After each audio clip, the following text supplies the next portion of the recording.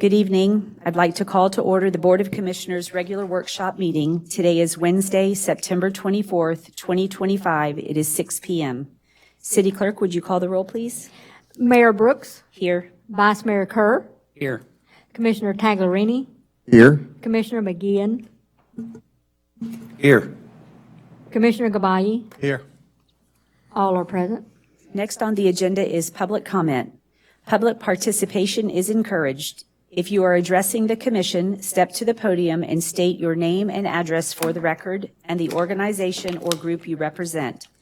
Please limit your comments to 5 minutes and do not include any topic on the agenda. Public comment on agenda items will be allowed when they come up. If you would like someone at the city to follow up on a comment or question made at the meeting, you may fill out a comment card with the contact information and give it to the city manager. Comment cards are available at the back table in the commission chambers. Completing a comment card is not mandatory. Do we have any public comments for items that are not on the agenda? With no public comment, first item is under Board of Commissioners presentation, Schumacher Advisors. Good evening, Jim Taylor, Shoemaker Advisors. So people don't think I'm a race car driver. But happy to see you all again. I think it's been about 6 months, and every session has its own flavor, has its own tone, and for me at least, in my 14, 15 collective years of being a part of the process, I think this one takes the cake. We needed additional 45 days for the budget to finally land, but our friends in Tallahassee finally did that. They finally balanced $117 billion budget. And again, our lawmakers, they only have one mandatory thing they have to do, which is pass a balanced budget. Obviously, there was a lot of public discussion between our leaders and the governor about what should be considered, what not. And they finally landed the plane there, and we have about $117 billion budget. And because of the delay and because this is the short off season, committee weeks start in 2 weeks, so we will be right back in Tallahassee on your behalf, up in Tallahassee, hitting the pavement, and I'll get more into that in a second.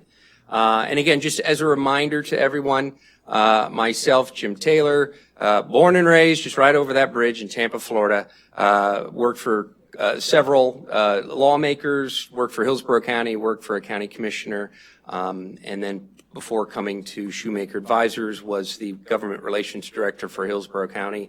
I am very sympathetic, empathetic to the plight of local government and everything that you guys have to navigate. And again, we'll get into that because there's going to be some fun, interesting discussions that are going to be had in Tallahassee over the next 60 days. And again, then Alan Susky is the other one on the team. He has been doing this for over 25 years. Appropriations has been his bailiwick. Before coming to Shoemaker Advisors, he actually had Susky Consulting and then was acquired a couple years ago under the Shoemaker Advisor umbrella. And he actually runs our Tallahassee office. So he is a wealth of knowledge, and he's got a huge book where he has proven his wealth, especially when it comes to appropriations. So these are several of our successes. This past legislative session, we were able to get the $100,000 for the seawall project. I believe in total about $4 million in state funding that our firm has provided for the city since we have represented the city. This past year, our firm was able to deliver about $46 million to our clients. And again, my colleague Alan couldn't be here. He's out of the state, but he deserves credit because he probably has his hand in a supermajority of that $46 million brought to our clients. We wish there could have been more than $100,000, but we were a bit limited in our ability to do more than that. But that is what we provided this past year for your city. Again, as we start committee weeks in a couple of weeks, leadership stays the same. We have the Senate Appropriations Chair, Mr. Hooper, who just lives just a couple miles north of here. He's very, he understands the coastal community, especially in Pinellas County. House, same thing, same leadership as we had this past legislative session. And as you know, there's your delegation members, in particular Senator DeSigley and Representative Linda Cheney. We work tightly with them on your behalf on the appropriations, and will continue to do so. In fact, this morning, they had the Pinellas County delegation meeting up in Clearwater. I think that was from about 9 to 2 p.m. So, as mentioned, we got committee weeks starting October the 6th. We've got 6 of them. They're not concurrent.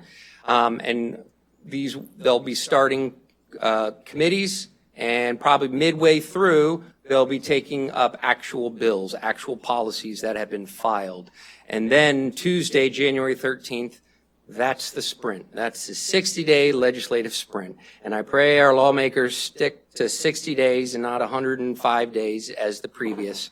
And we will be there on your behalf, not only during those committee weeks, but the 60-day sprint as well. I may live in Tampa, but every Monday morning I get in my car, drive up to Tallahassee, do my work on behalf of the clients, and then I come right back to my wife and my 4 boys. Rinse and repeat until session is done. Alan Susky and my colleagues, they are based in Tallahassee. They live in Tallahassee. So session expectations, what, again, we would be doing, for the city is working with staff and the board to identify appropriations. We understand we want to try to get as much money from the state. We think this year will be a bit better for Madeira Beach to draw down dollars. And so working with your professional staff, working with you guys to identify those appropriations and helping roadmap those projects. How do we get to success? It's our job to tell you the good, bad, and the ugly. But that is what we would be doing for you. And again, once we get bills filed, that's when we work with Senator DeSigley, Representative Cheney, work with committee staff, work with other legislative leaders as well. And then we'll hit budget conference to where we'll align those budget offerings. And then through that, be sending updates to your city manager, just so you guys are absolutely in the know of what's going on, what we're doing during that 60-day sprint. We'll obviously be monitoring policy. This is going to be a big year for local government. They just had their first select committee on property tax 2 days ago. 2 days ago and yesterday was a 2-day committee meeting, and they're going to be looking at what does it look like to get rid of ad valorem taxes. What are going to be the impacts to cities, to counties? That is actually posted on the Florida channel. It is worth a watch. You will be getting analysis from our office tomorrow morning. But you had the Florida League of Cities, you had Florida Association of Counties, as well as, of course, House members breaking down local government, breaking down the budget, how it actually works. I wish our lawmakers would have done this decades ago to actually understand how your budget, how ad valorem works, and how ad valorem doesn't work.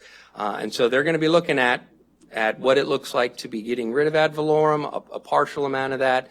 The Senate does not have a stand-up committee, so they're going to be watching the work of their House members. And then the intent would be to put an item on the 2026 ballot for the voters to approve whatever the lawmakers put forward. And so that is going to be leaning on this board, probably Mr. Laughlin getting numbers to say, hey, what is going to be the impact specific to Madeira Beach? Because y'all are the subject matter experts. Tallahassee, they don't know what they don't know. We don't know what we don't know without getting that direct access data of the impact. So again, we can be lobbying and advocating specific to Madeira Beach and what those impacts would be. So once regular session ends, yes, our lawmakers, as you know, are part-time. Our work on your behalf does not end. We will continue to be working with the state because there are grants that pop up. In fact, 2 months ago, I inquired about a DEP resiliency grant. If your city would be interested in learning more about it. So we got your former city manager, our staff on a Zoom to say, hey, this is going to drop from DEP for resilience. Here are the criteria. Here's the dollar amounts. Again, so you guys know those opportunities, because I know grants is a big area of opportunity. I know that firsthand experience back when I was with Hillsborough County. You're not just looking at our friends in Tallahassee or DC or even in the county. You're looking at a slew of other grants that are out there. And so it's interfacing with DEP, Department of Commerce, the Florida Job Growth Grant Fund. So you guys know what makes sense to go after. And so we will help with that, just like we did several months ago with your team. I am praying we're not going to have a repeat of this September like we did last year at this point.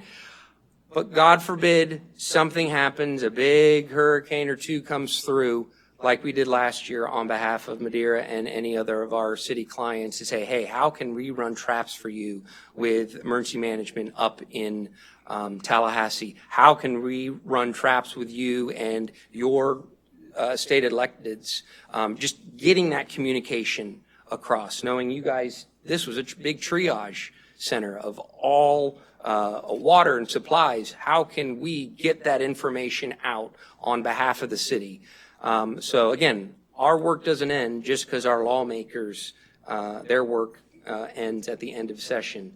It's a full year round.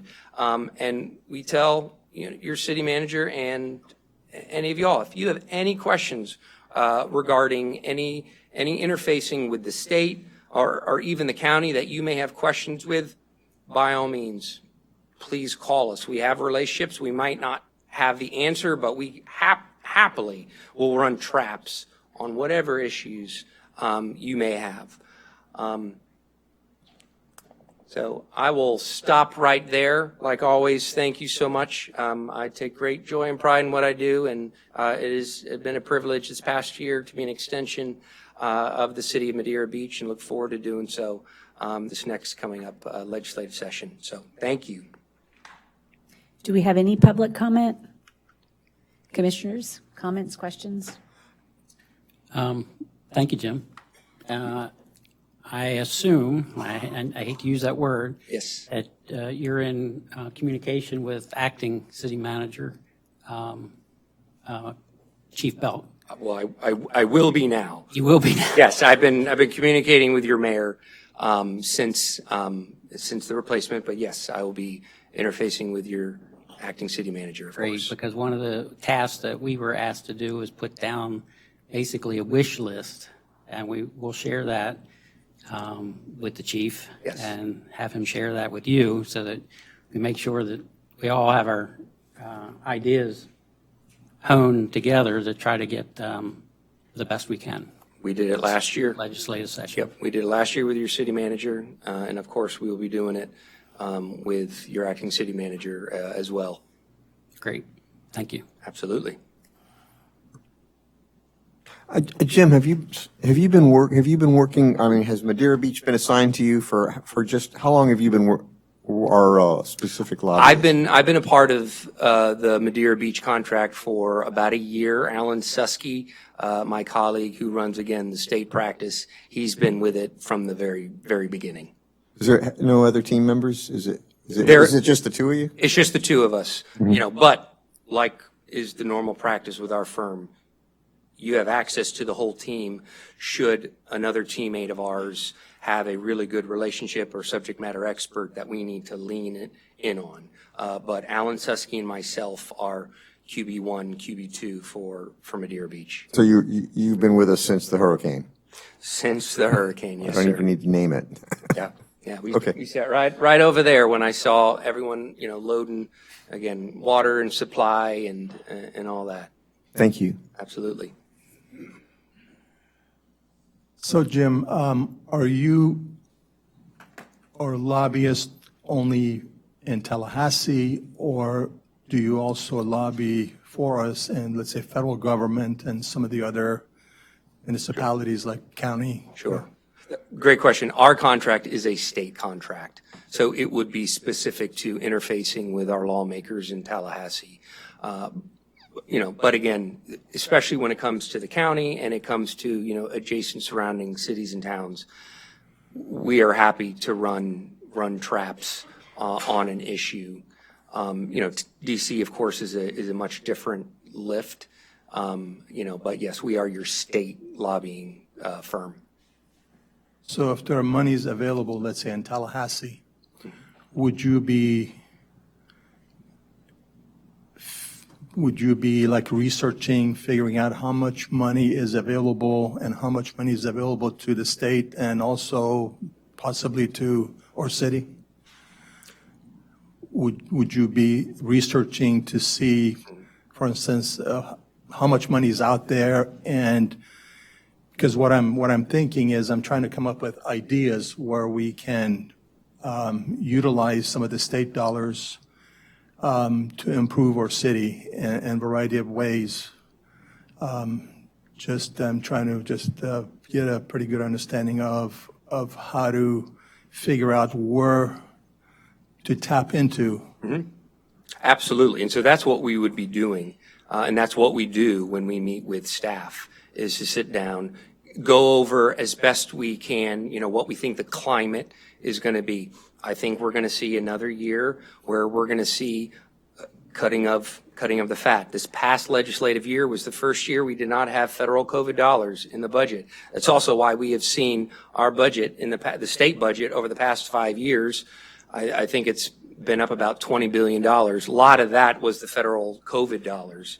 And so it would be help road mapping.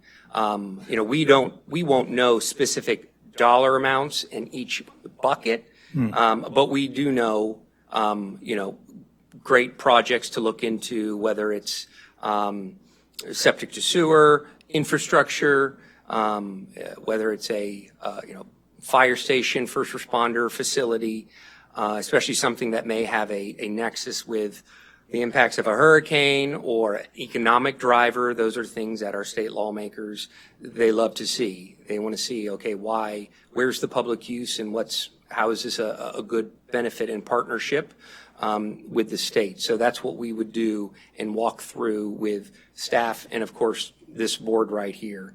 And to also say, maybe we shouldn't go down, this avenue, or if you're trying to ask $10, $12 million for a project, that might not be the wisest move. Perhaps we see if we can, work with staff to say, hey, if we break that project down into 2 phases so that it is way more palatable for our lawmakers when they're crafting their individual budgets, because the House has a much different process than the Senate does in terms of crafting their individual budgets. And so it is our job to navigate the client through that and to understand, hey, this is why we're asking this dollar amount over here because of the certain limitations that the House rules have.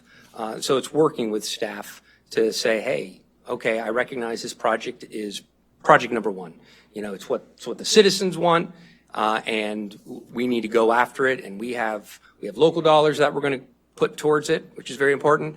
And if we can, if we can break that down into like 2 phases, and this board is good with that approach, then that's what we do. And of course, we're working with Representative Cheney and DeSigley and others who, Senator DeSigley is the TED chair.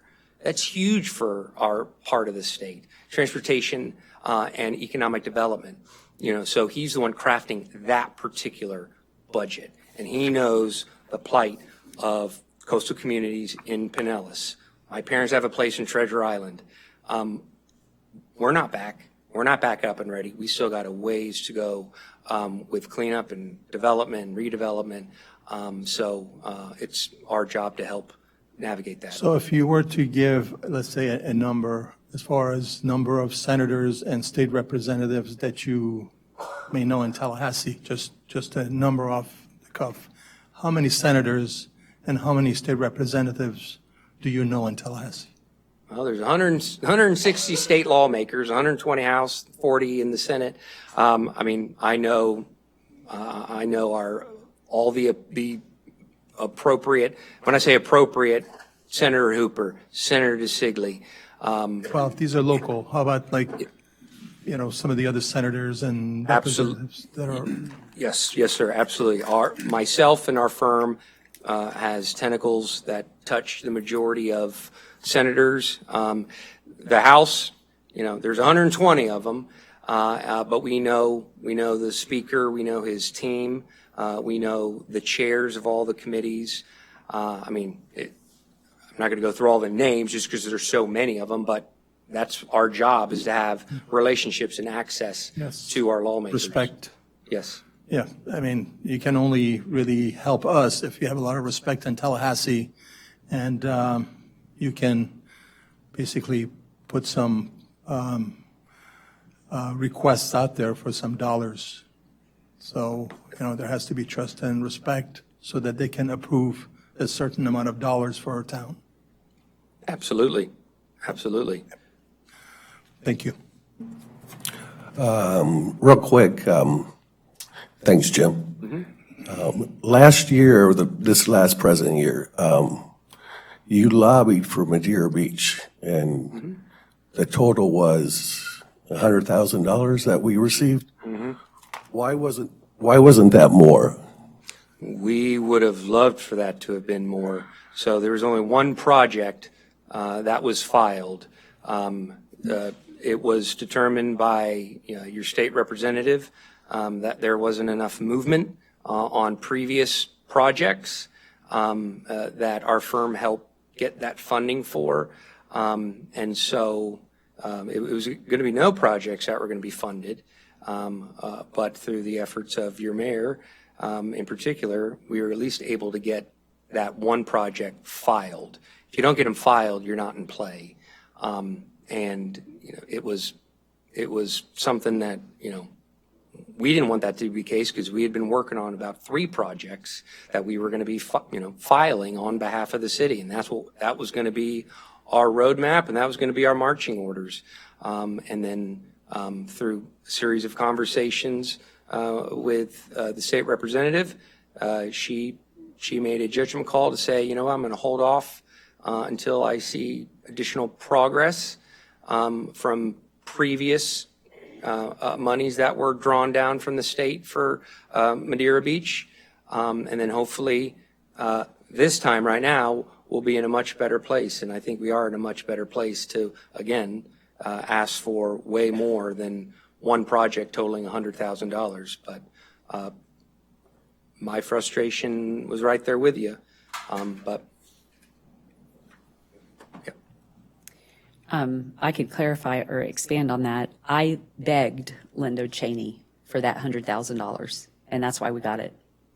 She was very disappointed, and rightfully so, in the way that we handled the money that we got for the dredging. We received the final permit for the dredging last week, and we got that final permit because Representative Cheney made the phone calls on our behalf to push that along. Without her assistance, because we had taken such a lackadaisical approach, it's the word I'll use, to the permitting process, and we gave so much misinformation that she was very, I would use the word unhappy. And I had several phone conversations with her where I promised her I would make sure she got updates, which is why I came here so often and asked the city manager to provide us an update on dredging every single meeting, of which was pulling teeth to get. And when we finally got to where we were, like at the end, she went to bat for us on her calls with DEP to get that permit pushed through. And I assured her that if she would just give us $100,000, because we had over $1 million we were going to ask for a public works building, and there was no way she was pushing that through, not with the way that we had managed, that the city had managed the project we had. And she got us the 100,000 signed. And so that's for valves for Public Works. And Megan has been tasked to provide extremely detailed updates on a weekly basis for where she's at, what she's doing, so that we can show the representative that we do appreciate all that she does for us and that we will be responsible for the monies that she gives us. So, thank you. Thank you. Any more questions? So, Okay, thank you. Next on the agenda is the flood insurance letter. Mayor, Commission, this is for the NFIP, the National Flood Insurance Program. Vice Mayor Kerr has drafted a letter that he would like to discuss, so I'll turn it over to Vice Mayor Kerr. Yeah, I just wanted to keep things moving in this direction. I drafted this very quickly as a starting point, so we can add to it, we can modify it, but I want to be able to take this from the city and send it to our federal representatives. But bigger than that, I want to share it with the other cities throughout Florida, the coastal cities, and especially, and have them either use this as a template or what we provide as a template, because I don't believe it's on the radar at Rick Scott's office or our other federal representatives. I don't think it's until the cities really start pushing it. I don't know that they're really it's on. It's a hot item, and it's going to be a hot item coming in the next few months where people are starting to rebuild, and as they rebuild, they're going to be assessed a huge value on that property, and it's going to help. It's going to constrain their ability to rebuild, because where they may have been paying much less, it's going to be assessed on a higher value piece of property, and now you don't get the discounts. So, and they're elevated. So and they're going to have to do that through their construction. They're not going to even have to wait until it's constructed. I know our SBA loan officer has told me, once you have any part of a building out of the ground, then you have to insure it, even though you're not really insuring it for much. So anyway, this is very timely, and I think we need to keep pushing.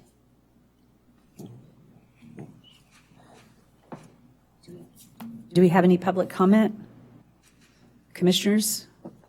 Mr. Vice Mayor, this is just going to, or State Senator Rick Scott, but what about some of the other senators? Exactly. I can't. Mooney. Moody? Yeah. They're the only two senators we have, obviously, but, obviously we need a lot more votes in federal government. Yeah. Okay. But if we have all the cities, in concert doing this, I think it's going to be higher on their chain of, higher on their stack of things that they need to push for. Also our congressmen. We have a lot more congressmen than we do senators, so it's a good Absolutely. idea if that's what you're trying to push, which Yes, is commendable. every one of them. Yes. Thank you. No comment. Thank you, Commissioner Kerr. I think it's a great letter, and I agree with Commissioner Wahi. We need to send it to senators, congressmen, state and federal. Just make as much noise as we can and encourage our adjacent cities who are in the same situation, let them have access to it as well. Well, Thank you. With the mayor's help, hopefully we can get this at a big C agenda. So if definitely, if that's what the commission wants, I will tell you this, in conversations that I've had over the last couple of weeks, if anyone if 200 people take this letter and photocopy it and sign it and put their name on it, nobody's going to read it. Letters need to be personalized. You can use it, it should be used as an idea, but that comes from the higher up elected officials, that when they get these copied letters, they don't pay attention to them. If you want your letter to be read, it needs to be a personalized letter. That's understandable. Yeah. I mean, we get the same thing. So, I can take this to the Big C and present it, if that's what you'd like. I would, If everyone's I would in like agreement to that, that. I'd like to get the, and you can bring that up to the Big C, create your own letter, but here's some topics, we need to, if, I'm sure we could have that same presentation that we had in our last workshop brought to the Big C if they'd like. Have you done any research for who at the Washington level is in a voting position to make a difference for the NFIP for insurance? I wouldn't know how to do that. Yeah, I mean, I would think that finding the person that can affect the most change would be the place to start if you want to try to Well, affect you'd some have change. you'd have to have a bill written, I would imagine, and that's why I wanted to go to our state, our federal representatives and someone to create a bill to get it out for discussion.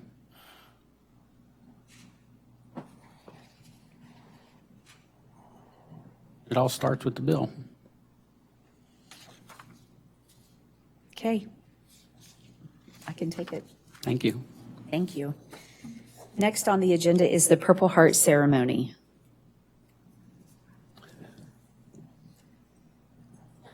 Yes, we are still currently working on that Purple Heart ceremony right now. Have you been able to identify if we have Purple Heart recipients that live within the city limits of Madeira Beach? We are currently working with the American Legion On on that. that right now. So definitely, it's going to be a Madeira Beach resident, a Purple Heart soldier, and we're still working on that right now. Do we have any public comment? Commissioners? Yeah. Madam Mayor, if I may, there's Father Bob in Dunedin that is like the co-founder of Purple Heart. I would like to ask Commissioner McGeehan to reach out to him Yeah. and have him facilitate. He is pretty far into, the Purple Heart. Oh, definitely. He is. So if you can get some advice from him, I think we can take this a lot further. Sure. Thank you. Yep. If there's nothing additional, next on the agenda is strategic planning. All right, Mayor and Commission, this is from the Florida Institute of Government. They made a proposal for the City of Madeira Beach facilitated session for the city clerk, and I will let Ms. Van Bargen speak on this. Yes, the mayor and I met with them, and she gave us a lot of good ideas, and the mayor explained what the most need was for the city and what we were looking for. And she would like to have a strategic planning after the new city manager is hired. And the mayor can explain more about the ideas that she has, which are very beneficial. And I think it would be great for the city. So we talked about this in the previous meeting about doing some strategic planning. We haven't done any in the city since, I believe, 2017, which is a really long time. And what got the thought in my head, in me thinking about it, was having conversations with other communities who do strategic planning on a regular basis. And this past year, several of the communities around us did strategic planning, and they went out and they looked at what they wanted for their city and growth. And where it really drove home to me was seeing all of the projects over the last 2.5 years that I've sat on the commission that have come before us and gone away, where we've spent money to get designs done on something, and then it just, nothing happened with it. So there's no real plan for the city. And I believe we need a plan. I believe we need to understand what it is that we want to do. If you look at some of the projects that have been presented to us recently, they're presented with different ways of how they're going to pay for it. So when we get later in the packet, we're going to see that we have to submit for appropriations, road projects. The road projects are depending on the lost fund to help pay for the road project. So we've looked at other projects that are proposing to do their projects with the road or with the lost fund. You can't use the lost fund for everything because there's only so much money in the lost fund, and we only get so much money a year from the state towards that fund for us. So I believe that we need to look at and decide as a commission for the long term, what projects are we wanting to do? How would we fund those projects? And then have a plan, a strategic plan for where we want to grow the city, what we want to do with the city, and set that in motion so that in the case of the lost fund, if Public Works were to get appropriations, they may not need that lost fund. They might be able to fund the road project without that money. And then that money could be allocated to something else. But you can't start allocating money that's being allocated in multiple places. So I feel strongly that the strategic planning will be beneficial for all of us up here as well as for city staff, because the way that it plays out is the commission would be involved in the beginning of the strategic planning, and then the city manager and the staff do it. When we first started talking about it, I did think that waiting until we got a new city manager would be appropriate. Now I don't know that that's my opinion. And the reason I say that is because we might not hire a city manager for 4 to 6 months. So are we going to wait 4 to 6 months to decide how we're going to be spending the money that we have and what projects we're going to focus on and what we're going to do? City staff has heard me say, and I've said it multiple times, when they put in all the effort to bring a project to us and then that project doesn't go anywhere, it's a waste of their time and energy and effort, and we shouldn't be doing that to them. If we're going to get to the point that a plan is going to be submitted to us, the plan should be submitted with how I'm going to pay for it, how in an appropriate manner, where are the grants, where are the funding from the public or what have you. So I'd be interested to know how the commission feels about moving forward with doing some strategic planning prior to a city manager and getting it started. Thank you, Mayor. I have some thoughts and questions about this. I looked at the documents provided, and actually there was a 2017 and a 2018. And however, the items were nearly identical. Such things as undergrounding will be completed. Of course, they said till 2027, so we still got 2 more years. We'll see. There will be a younger population. I'm not sure how we're going to accomplish that. Right now we have like half the population. The city will look like Naples. Just curious. I wonder if that's Italy or Florida. You know? I'm sure they meant Naples, Florida. Oh, okay. I make a joke, but I think we should be very specific and clarify such things. Stormwater system will be improved. The city center will be developed. There will be improved aesthetics in the building. Aesthetics is kind of subjective, but I'm about aesthetics. Redevelopment of properties, the library, Winn-Dixie, et cetera. Well, Winn-Dixie is going to change, that's for sure, whether we want it to or not. The city will not be overdeveloped. Again, pretty subjective. We need to have specific definition of what's overdeveloped, right? Increased mobility, not auto-dependent. There's just a few here. Will be better communication with citizens. I'm certainly all about that. But when I look at the master plan, starting on page 27 of the current master plan that we have a draft for coming up, most of these goals have actually been outlined and addressed.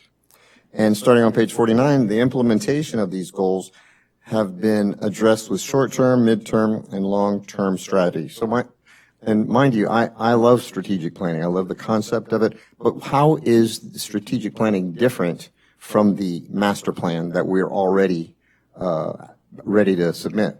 Because this master plan has town hall meetings, it has discussions, it has resident input, it has short, mid, and long-term strategies. Just clarify with me how it's different than the master plan, if you could. So I think that the master plan is more of an overview and not specific. So just For example, we have road projects that are on our agenda tonight to discuss for appropriations. Road projects have to be done. The undergrounding that in neighborhoods, we know that that has to be self-funded. If that was a direction that the city wanted to take to do undergrounding in neighborhoods, that's not funded by the state. That's going to be funded by our money. Is that what we want to do? How do we want to pay for that? We had a presentation for the rec center to do a basketball court and a concession stand. Do we want to do that? Is that how we want to expand Parks and Rec? And how are we going to pay for that? You can't have all of these items. They're here in the master plan, but how and when are you going to implement those things and move them forward? The strategic part of it is taking out what you're going to do and making a plan to make it happen. When they did this previous strategic planning, the way that I view that is it didn't really strategically plan what they were going to do. They said this is what we should do, but there was no... The list of hopeful outcomes. Right. There was no real, this is how we're going to do it, this is the way that we're going to get to it. And I think that to dig in deeper and to provide something to the residents that says, this is the plan and this is how it's going to be implemented. Not just, here's my wish list, this is what I want for Christmas. So could I say that the strategic planning concept is going to look at the master plan, extract specific things, and very specifically implement strategies to make them happen based on input from city employees, residents, and Board of Commissioners. 100%. Is that a fair? That would be a So fair, they work yes. they work together. Got it. Yes. Thank you. Yes. I think that's a great idea. Thank you. Great discussion. I agree 100%. Yeah, the master plan is, okay, this is what the community would like our home to look like Right. in 10 years or in 20 years or whatever that might be. But the strategic plan is just that. How do we prioritize and how do we fund it? And all the nitty gritty. Correct. On getting to it. I applaud that.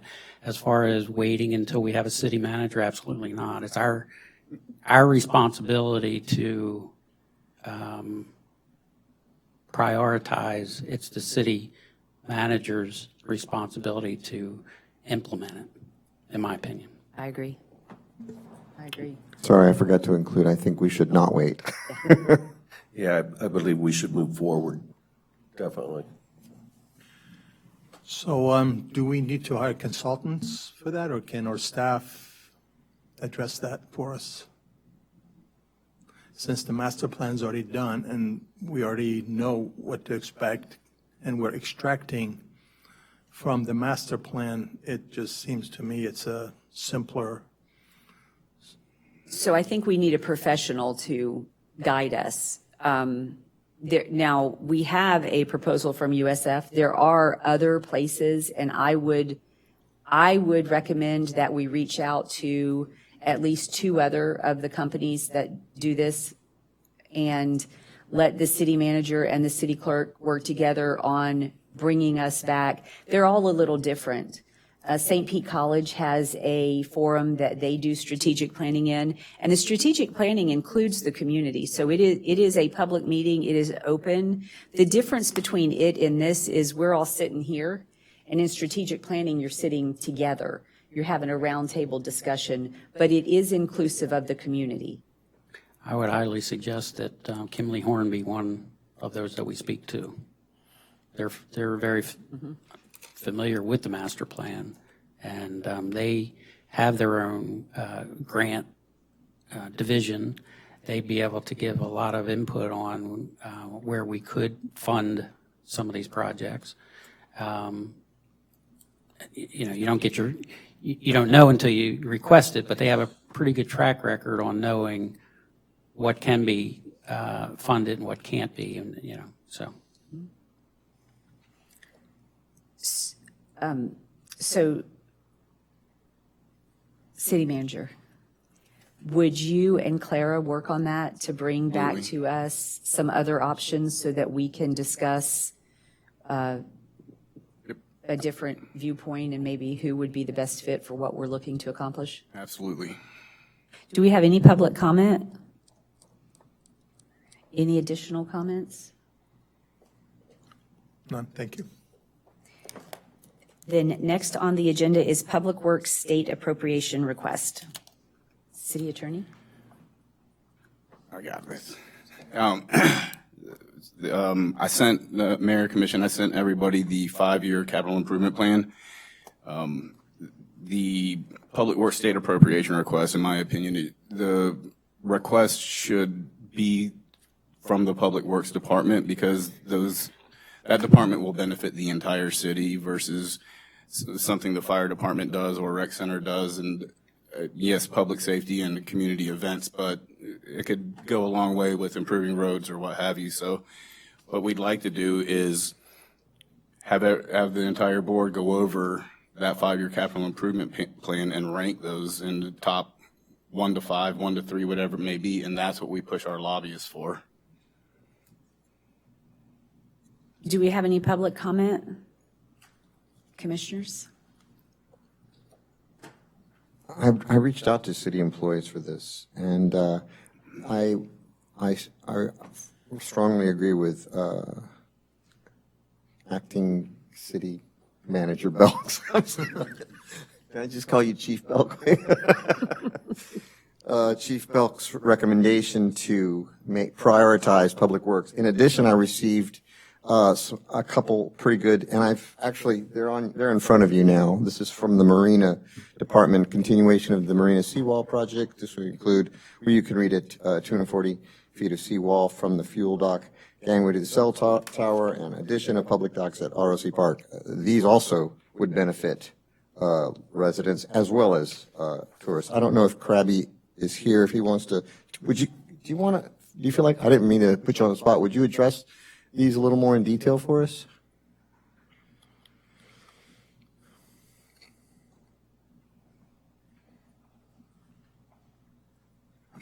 Good evening.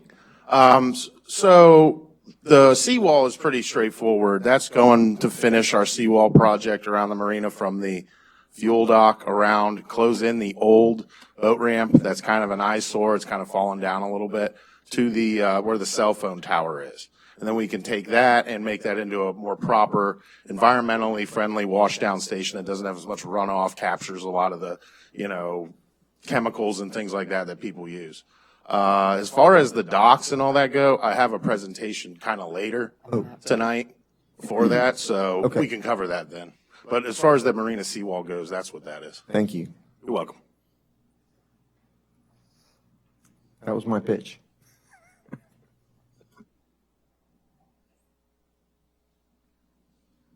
Okay. So I have a comment. In going over the appropriation request and conversations with city staff, I had a lot of conversation with multiple people, not on staff, but on staff and off staff, in regards to our appropriations and how we get them and the relationships in Tallahassee. And I'd like the commission to entertain changing our lobbyist. Our previous lobbyist that we had, RJ, was, number one, he lives local. I've had coffee with him over the 2.5 years multiple times while he was with Shoemaker.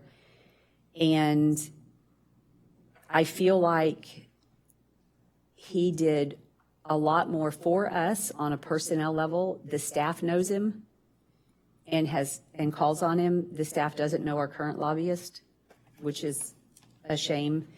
And that I feel like from the conversations I've had with people in Tallahassee, he has relationships that would be better utilized for us. And I think he would be, so I'd like for us to entertain it. I know that our contract, I had the Chief Belk to get the contract out, and we looked at what our contract is. It has, I believe, a 30-day clause. There is a 30-day clause, and it automatically renews after 12 months. But in the termination clause, it states if we give 30 days written notice that we can cancel the contract, but in the event client terminates, Shoemaker Advisors shall be entitled to the compensation specified in paragraph 3 for the remaining initial term of the agreement. So if it's only for 12 months, I would assume that if you entered into or sent them the 30-day notice, we would have maybe 2 months, a month left to pay on this, if I'm understanding it. I think we could negotiate that back with RJ. So can I just clarify, RJ, so Jim Taylor just said he was our lobbyist for the last year, so RJ was before Jim Taylor? Yes. For, do you know how long? Several years. I can tell you that while he was our lobbyist. And now he's got his own business, Yes, is that what? he opened his own firm. So he's a smaller firm, more personal one-on-one service. If you don't know him, Is he breaking any rules? no, he is not. He's not breaking any He rules. doesn't have any non-compete. No, he does No, not he have doesn't any have a non-compete. He non-compete does after, not. okay. He does not. I mean, I just know what he's done, and what I did was I reached out to our elected officials and asked, what do you think? How do you feel? If you don't know him, I would ask you to give him a call, have a coffee and sit down with him and have a conversation. Form your own opinion. I'm not trying to impose my opinion. I'm just telling you what my opinion is. And I think everybody should, if you don't mind, take the time to have the discussion. At the end of the day, I want the best person lobbying for us that is going to not only have a relationship with our city staff, to guide our city staff in the best way to obtain the most money for us, as well as the person who has the best relationships in Tallahassee. And those relationships aren't just with the elected official, it's also with the offices like the budget office. And there's different offices that it matters that they know those people, that they can walk in and say, where are you at? Where are you really going to write money to? And it is my opinion he has those very strongly. Great, if you can provide contact information, I'll reach out to Okay. him as well. I will, Chief has it.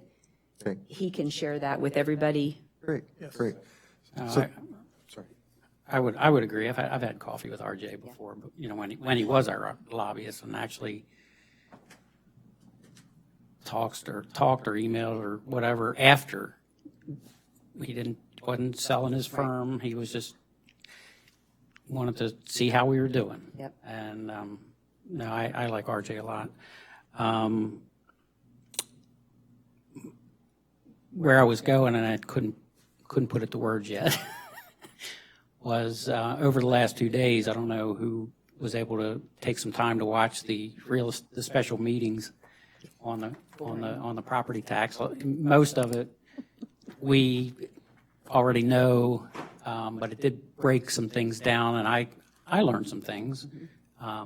So I wasn't listening word for word, but I had it running right next to me while I was working the 2 days. But the reason I bring that up is there was one, they had some city officials and some county officials come in to talk on their finances. And one of them, it was a lady, I can't remember if she was from Hillsborough or what city, but going through her budget, the previous year, they got $40 million in grants. We're missing the boat, big time.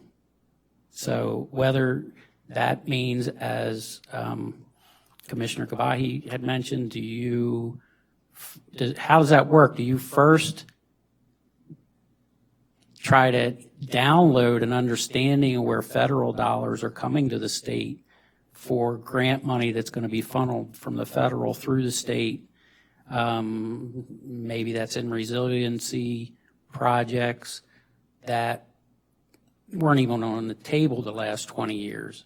But with the current hurricanes that we've had, are those resiliency projects now something that the state would consider because they can be funded from the federal? I don't know, but you have to have the discussion. As far as you mentioned the DEP grants. Was that what you had brought up that we didn't apply for? No, that was, we didn't, there's several grants that we didn't apply for. What I brought up was the mitigation money that we did not apply for it. That's not the correct name, but it was a block of money that all we had to do, LMS grant, that we Yeah, just I didn't. wasn't familiar with that, Yeah. but regardless. Regardless, right? I don't believe we're maximizing our grant opportunities. So when earlier this meeting, the mayor suggested that she wanted to have a discussion on a HR person, believe me, I don't want to grow the staff. It's not anything I want to do. But I would consider the needs for that versus a grant writer that's we can't, these directors, they can't be spending their time trying to find grants. And I don't, maybe they can, maybe they can't, but they're not going to do well at it. So you remember, we contracted with GrantWorks. I haven't heard a thing back since. I actually requested from Megan Powers today. I had requested maybe the other day, but we anyhow got in a conversation, and she forwarded me the invoices that they sent. It's the first I've seen. So we've engaged with what I believe could be a good company or could move us forward, along with a good lobbyist to help us, or I shouldn't say good, because I'm not saying who we have is bad. Right? Correct. I don't want to imply that. Understood. But the biggest issue that I see is you've got to have somebody at the head of the city who is the top currently chief, that's got to manage that and drive it and prioritize it. That's the person that does it. So if GrantWorks is going out and doing that for us, which is who we voted to use, we just need somebody who's managing that and pushing it. And I don't feel like that's been the case, but admittedly, we had just started it, so. Is GrantWorks sitting there saying, okay, we'll look for any grants or, just come to us? The first one. But are we that's- not going to them? Well, the first one that's here, and I don't know, maybe we really, in my opinion, Do we they should have them have a copy of come. our capital budget? We should have them come and have Yeah. that conversation with us. They should be invited to Absolutely. a meeting for an update. This first one that they did, Vice Mayor Kerr, is the FDEP Resilient Florida Grant. So they've been paid to go Okay, so that's, try to obtain that grant not to for us. interrupt, but that's the one that Right. Jim had mentioned. That Well, was we're paying GrantWorks to do it. to do it, And not our lobbyist. Okay, are they being successful? I don't know, we just got the invoice, or it was just entered into on August the 19th. Okay, well, yeah, But to grants, I will say this, there was a grant that came through one of the grant watches we get, and when I got it, I forwarded it to the city manager. The city manager then forwarded it to the appropriate department head, and this was our previous city manager, and just this week, or maybe last week, I think it was this week, the department head was speaking with the city manager in regards to the grant, and at this time, we don't have a project that would qualify. However, that grant, they give it every year, or it comes up every year. So now, in my mind's eye, it would be, okay, what can we do as a project that we could utilize that money? Right? it comes up to like, It's a mindset. I think of- Director Hatch brought it up. We had a 30-day window, but we had to have on some grant. I don't know what it had to do for the rec center, I'm not quite sure. But you had a 30-day window to apply, and you had to have all these things done that would take 6 months to do, to have it already qualified for that. So it's a lot of. It is a lot of work. It's a lot of work, so whether that's an employee or Or grant, or that would be GrantWorks GrantWorks, that but we would hand that to. Yeah, we need to have that discussion, and I'd love to have them come to a workshop. But, that's another month, which is, are we paying them on a monthly basis, or are we paying them on a commission basis? We wouldn't have, they wouldn't have to wait till a workshop to come. GrantWorks can come and give us a discussion at a meeting. So, I mean, if we wanted to invite them, they possibly could come next Wednesday and have a discussion with us to give you an idea, all of us an idea and a better understanding of what they are going to do for us and what they can't do for us. I mean, the city manager can invite them. I already have it written down. Yep. We'll reach out. And, if those meetings were videoed, which I imagine they were, maybe Megan could find out, I would encourage, go back, I'll do it. Yeah. If I can get a link to the video to find out who that was. Let's see how they're $40 million in grants on a single year. I want to find out. You have to have a plan. If you have a plan, Well, and that's, then you know what you're looking for I agree, and you're that's- prepared. And that's why we spent the money with Kimley That's Horn correct. to build this grant, but I agree with this, Yep. the strategic planning part of it, so good discussion, thank you. Thank you. Any additional? Did I ask for public We comment? agree with you. Mayor, I understand how all that does relate to the Public Works appropriation request, but I'm still not clear what our direction is with specific requests. Are we going to or who are we or who is going to prioritize the Public Works or are they going to include the marina requests? So I think that, correct me if I'm wrong, it is that the public works roadway projects are most important. My understanding from my conversation with Representative Cheney's office is that between her office and our lobbyist, we can have the discussion on what will really get through. Which leads to our What decision she about will- the lobbyists. Got it. Correct. Okay. Because here's what I would tell you, if she buys into it, or if it's an area of dollars that is not her, but Representative DeSigley, right? Whoever it's in there, because they have different roads that they travel for monies, right? If they buy into it, they're going to fight for it. If they see the need and the value, then they'll fight for it. If they don't, they're not going to. So if she doesn't, if she's not going to fight for something, he's not going to fight for something that they don't believe we need or is valid. I do know from my conversations that the tone in Tallahassee is going to be more towards infrastructure, storm recovery. So my understanding be that we will prioritize the Public Works request as well as the marina request since they're all infrastructure type issues? Okay. I think so, That's what, I yes. just You wanted think yes? to know where we were headed. Yeah, thank you. Comments? Madam Mayor, I'm looking at at a couple of lines there as far as, let's say, area number 9, and we're looking at, let's say, start design services for $250,000 and then complete design and potential start. I don't really understand this terminology. Can someone, whoever was the author, kind of explain? So these are from Director Wepfer, and what the start design, that's when you're getting the design, you're getting the plans and whatnot, and then once the plans are approved, then you'll go into the complete design and begin construction phase of it. So when you go, you have to time it pretty good, because if you get these appropriations and they expect you to break ground in 6 months, but you're only in the design phase, that could be an issue. So my understanding is these are the kind of priorities that our lobbyist and representative will decide what we can possibly get, right? Is that right?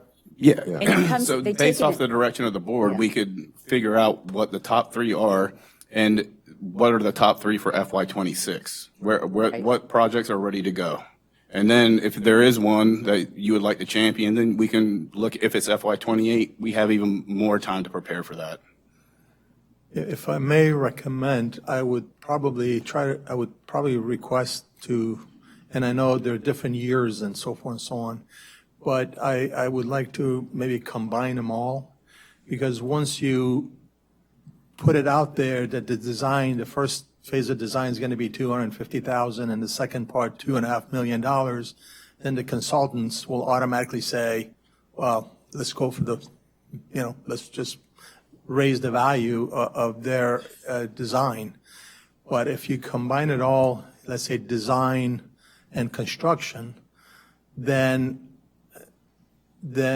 you're not encouraging the consultants to raise their fees to match whatever was budgeted. I'd like to recommend that. So in my conversation that I've had over the last couple weeks has been, you need to put it in bites for the state. So, if you just look at Bay Point, there's for fiscal year 26 is $250,000, right? And then 27, so it would take all of 26 to do the design services portion of it. And then the complete design and potential start would be in 27, which is $2.5 million. And then in 28, the construction for $4.5 million. If you combined all of that together, that number's too big. You've got to put it in bites. Also, just texting with Director Wetford, you cannot combine different road areas for Correct. projects. No Area different- 9 is one project, Area 3 is another. Yes, no, I agree with you there. I would keep I know them what you're saying, separate. like if you can combine design and the plans and then construction, all of that into one. Yes, but I request. also understand what our mayor is stating. Now, if we can have a different language to go after the funds and yet not encourage the consultants to charge us $2.5 million for design, then I would say, I would agree with that. But as it's written, you're telling the consultants, oh yeah, we have $2.7 million just for the consultant fees. So I don't think that's what this is. That's where they're just budgeting for that. So it's just budgeted. We still have to go out to bid for, right? So it's just a budget and based. If you don't mind, Commissioner, you have to have the budget out there, and I understand exactly what you're saying. However, that's where it's a fine line, where we have the we've already allocated certain engineering firms to do certain types of projects at an hourly rate, and I get it. They could run that out. Yep. So anything this large, this would have to go out to bid. Yes. So the $250,000 for the start design services, that would have to go out to bid, and that's where you start getting the constraining. No one's looking at a budget. They're actually looking at what's it going to cost to meet everything. I mean, you do it all the time. You're in this field. What do I have to do to staff to get that project done for that lump sum fee, if that's the way it bids out?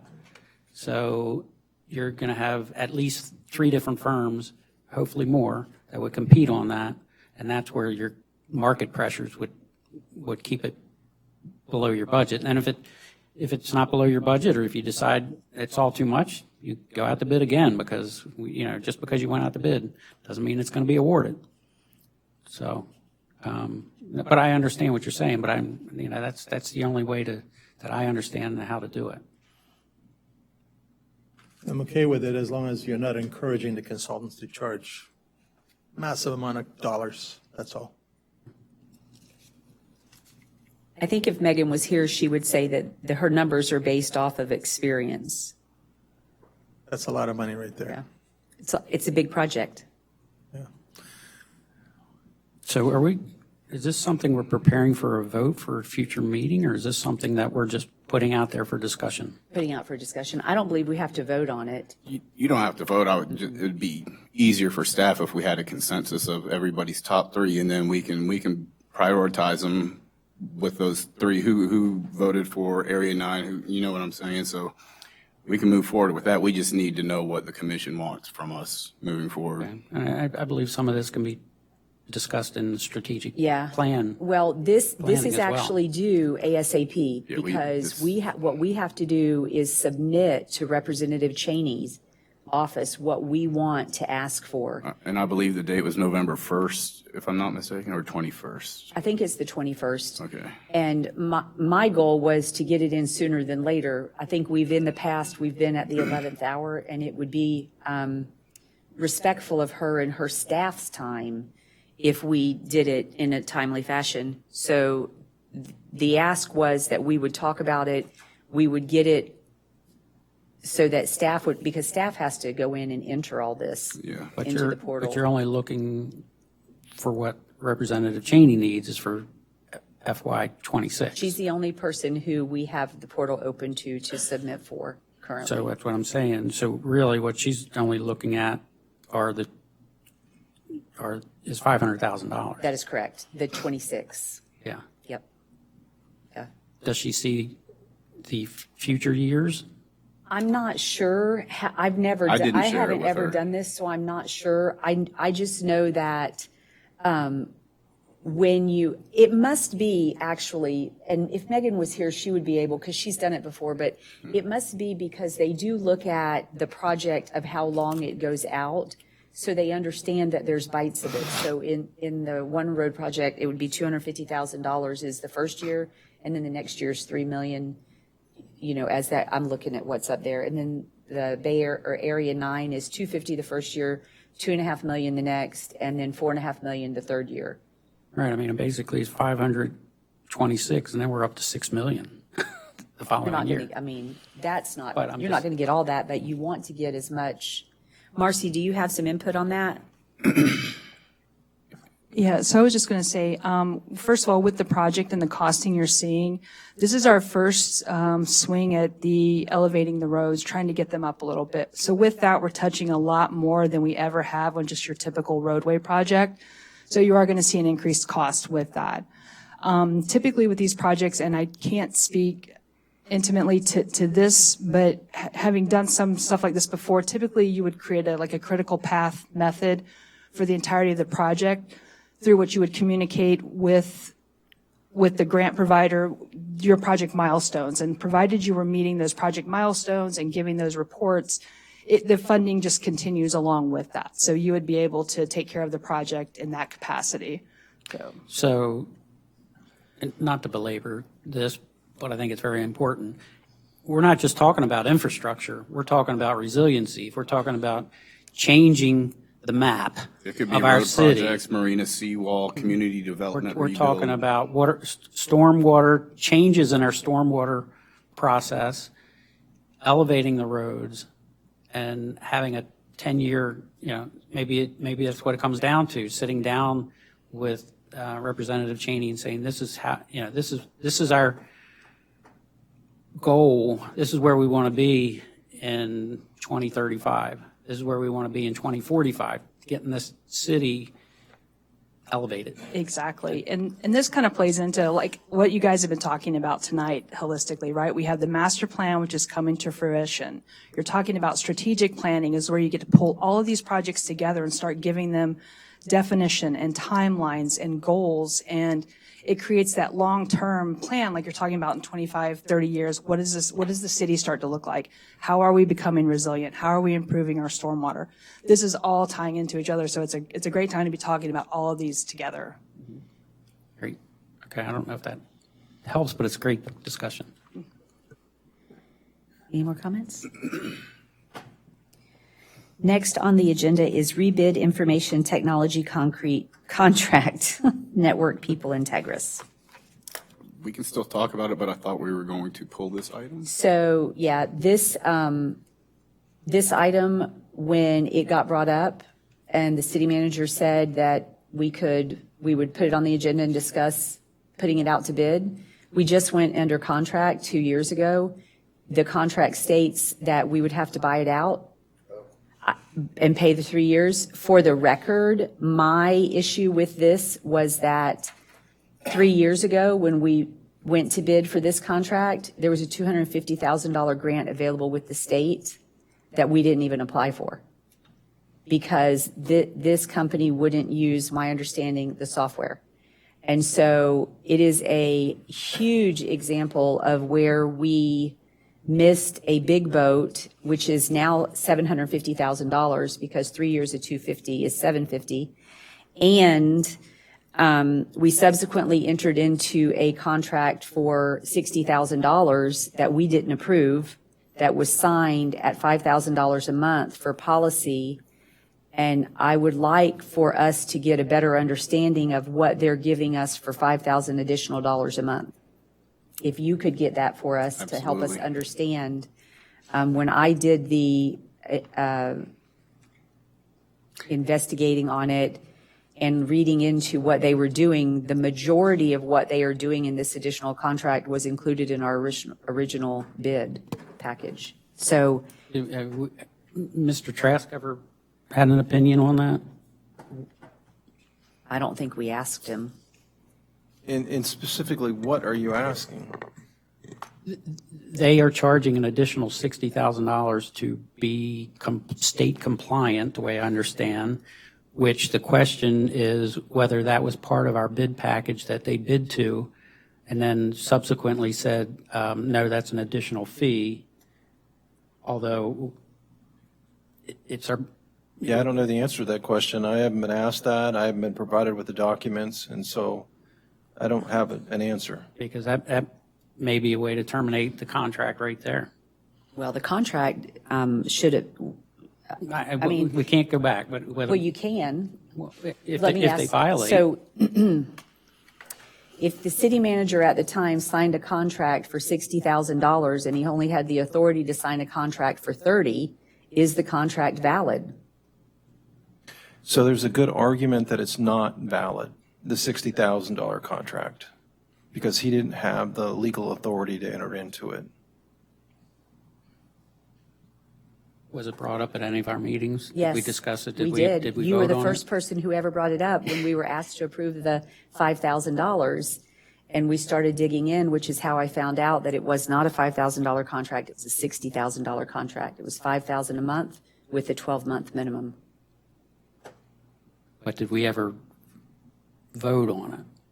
Which would, I don't believe we did. It came to us, I would have to go back and I don't recall how it was handled. It came to us as an amendment to the budget. The contract was signed in November and the amendment to the budget came to us in March.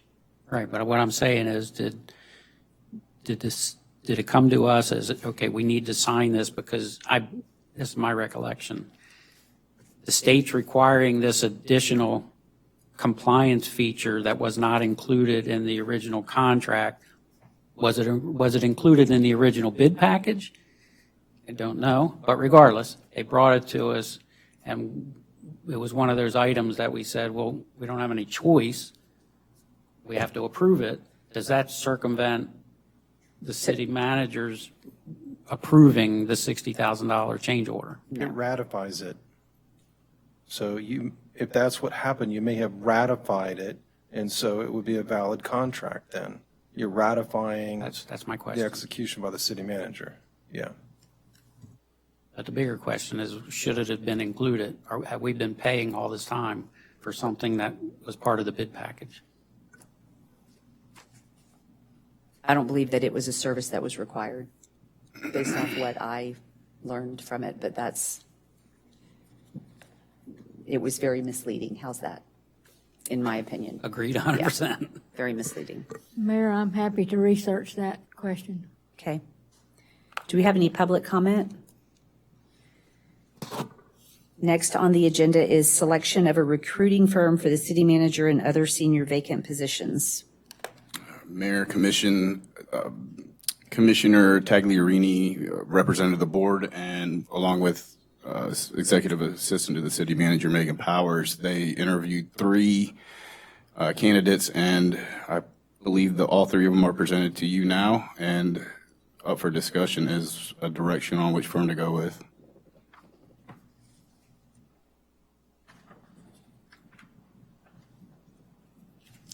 And remember, you're not voting on anything tonight. This is a workshop. Hello.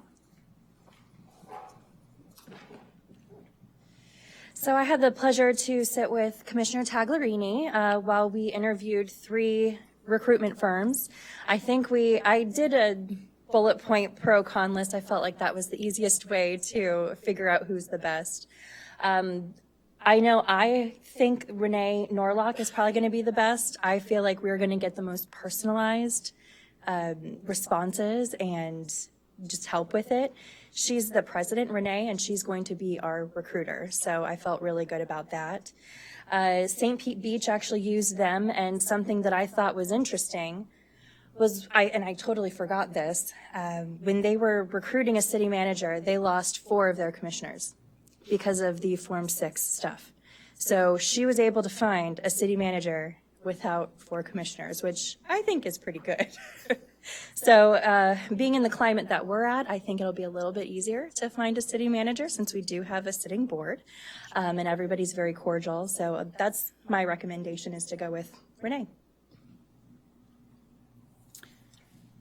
Mayor, I had the honor of working with Ms. Powers, and we agree on this. I just want to point out a couple things that the cost for the first let me say, although they were all really positive interviews, the final one, Goodwin Recruiting, I just didn't feel like had enough experience in this type of recruiting.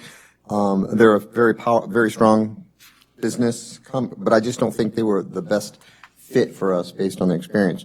But if we look at the cost, one thing, it looks on surface that SGR Strategic is less expensive, but there's things that are like add-ons, like that are included in the first one, all right, in Narlock. So as far as price, 1 and 2 are about, to me, are a wash. They're the same. The success rate of Narlock was 95%. The success rate of SGR is 100%. But what I felt like Narlock was more honest because she has 100% fill rate, but she did not include a couple of cases where they filled it, the city was happy, the city manager was happy, and then unforeseen circumstances happened in the city manager's life that forced him to resign within the first year. But everybody was happy with each other. If it hadn't been for those family emergencies where one had to go back across the country. So I feel like 100% could apply to her as well. Again, she's going to be doing the work. She was very interested in having town meetings. She was very interested in meeting with us one-on-one. And I liked her presentation. So we're in agreement about that 1 and 2. I guess at this point we'd have to decide through a vote which we're going to go with, but I would be very comfortable with Renee Narlock and Associates. Do we have any public comment? Commissioners, any comments? Madam Mayor, one of the residents had asked me if we could reach out to ICMA. Have we done that as far as trying to find a city manager? No, it was my recommendation to go through a recruitment firm, and that's what you guys voted on the last meeting, so that's what we did. I have not advertised anything yet. I have not gone to anybody but recruitment firms to get their pricing. Megan, we have advertised on ICMA, though, for other positions, yes, and we have not been successful in even receiving applications, have we? Not to my knowledge. Yeah. I don't think it precludes doing that if we go through a recruiter. Not at all. I would think that I think they if would we got a probably strong utilize it. candidate that we all agreed on, we could include that in the final discussion. Absolutely. We don't have to use candidates just from the recruiter. If someone fills out an application just from the website, we can certainly add those into the mix as well. Right. So I got that same letter. I think we should, I don't think it precludes that. We could include that as well. Could we share with public what the cost is for the recruitment companies? For the one that we're interested in, the cost is going to be $26,500 for a lump sum, plus expenses not to exceed $5,450. And that would be for Renee's time coming down here because she is from Tallahassee. It would include ads, town hall meetings, and stuff like that, the expenses. So how do these recruitment companies actually look for potential city managers? Obviously, they can all advertise. Yes. And all those folks out there that are potential city managers, can apply. So I don't really understand, as a typical private business ownership, I just advertise out there that we're looking for this and that. So couldn't we just put some, hypothetically, ads in the paper? Oh, looking for city absolutely, managers absolutely. And save that money? Something that the recruitment firm is going to help us is a nationwide search. Not only are they going to look for people who are actually in the search for a job, they're going to reach out to people that have previously told them, hey, if there's a good opportunity, let me know. So that is the advantage of using a recruiter, because they have more stuff in their back pocket than we do, more people to reach out to. Okay. And more connections. We're going to have a hard, I think that finding someone who's unemployed looking for the job, one, is going to be rare, and two, maybe there's a reason they're unemployed. So they're going to be reaching out to people who already have jobs. Right. We're poaching. And so we're interested in these recruiters' connections, their ability to go across the state and the country to find positions that are worker potential candidates that best suit our needs. And that's part of what NARLOC wants to do, is they want to meet with the city, they want to meet with residents. What are our needs specifically? And then they match those needs. And while I'm saying that, we may also need to consider salary.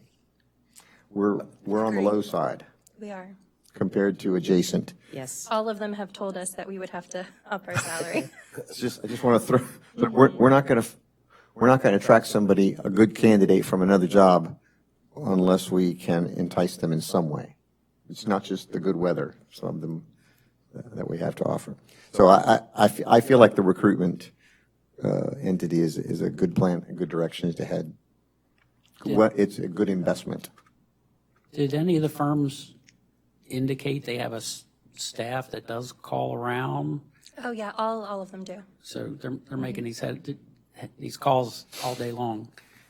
Calls, job boards, ads, all of it. Okay.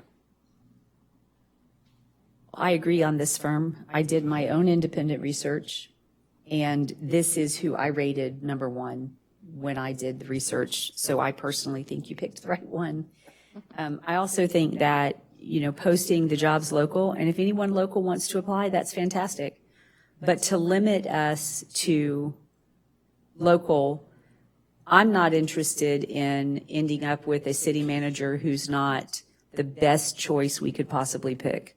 Not just for the citizens, but for this, first and foremost for the citizens, and then for the staff, for the commission.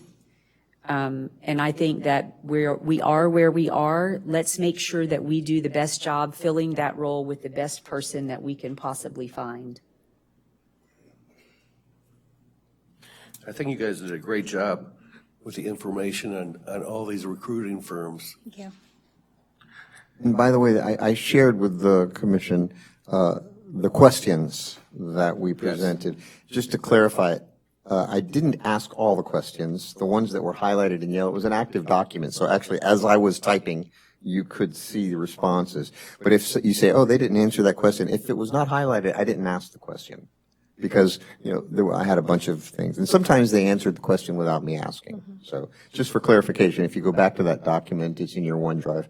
Highlighted questions and answers were the ones I asked.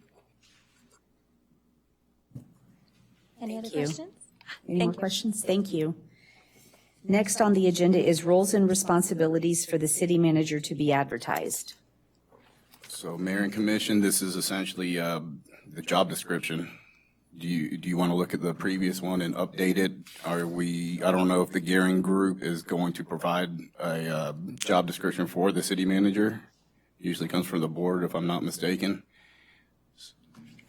So I guess by the regular meeting, we'd like to have the job description ironed out and then be able to vote on it.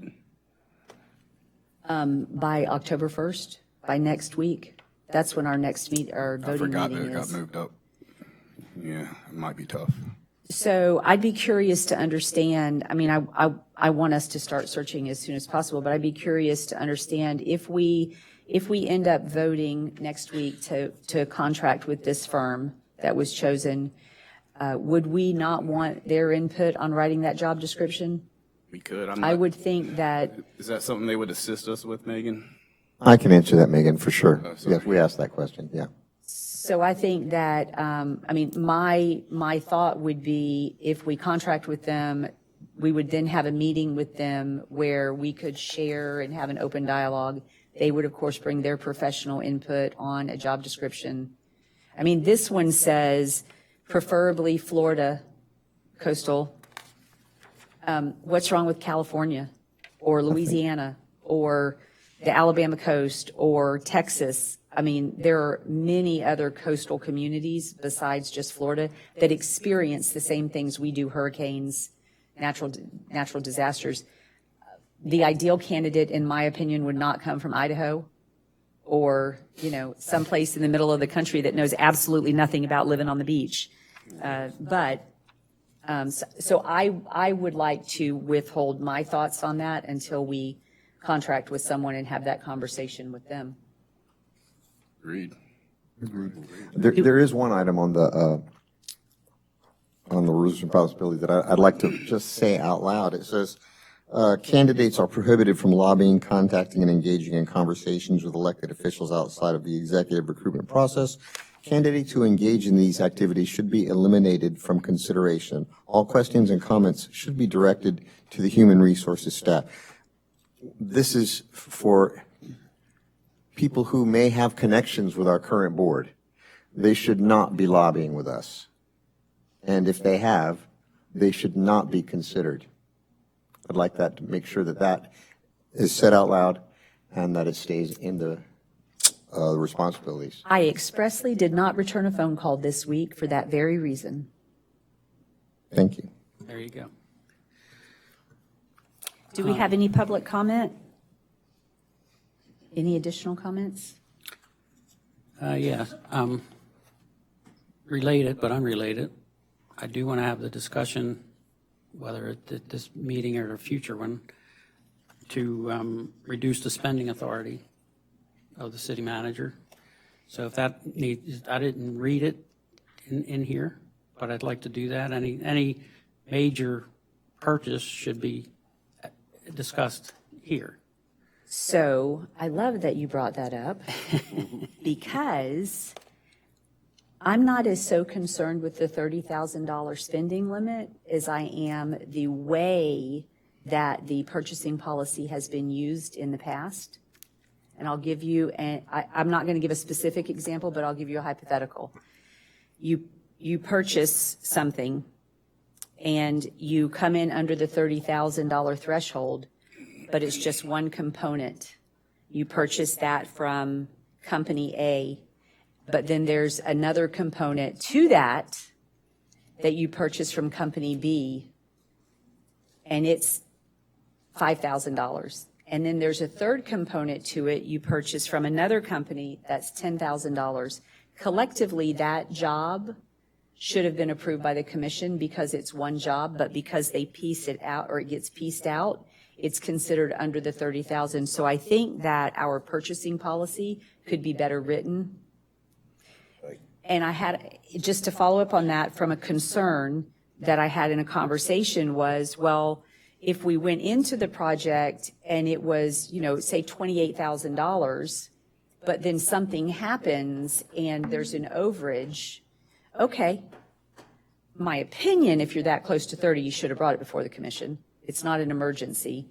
But if it did go over, then the transparent thing to do would be to then bring it to the commission and in transparency say, we started on this road with this project, this is how much it was going to cost, and we ran into these complications and it's taking us over the $30,000 threshold.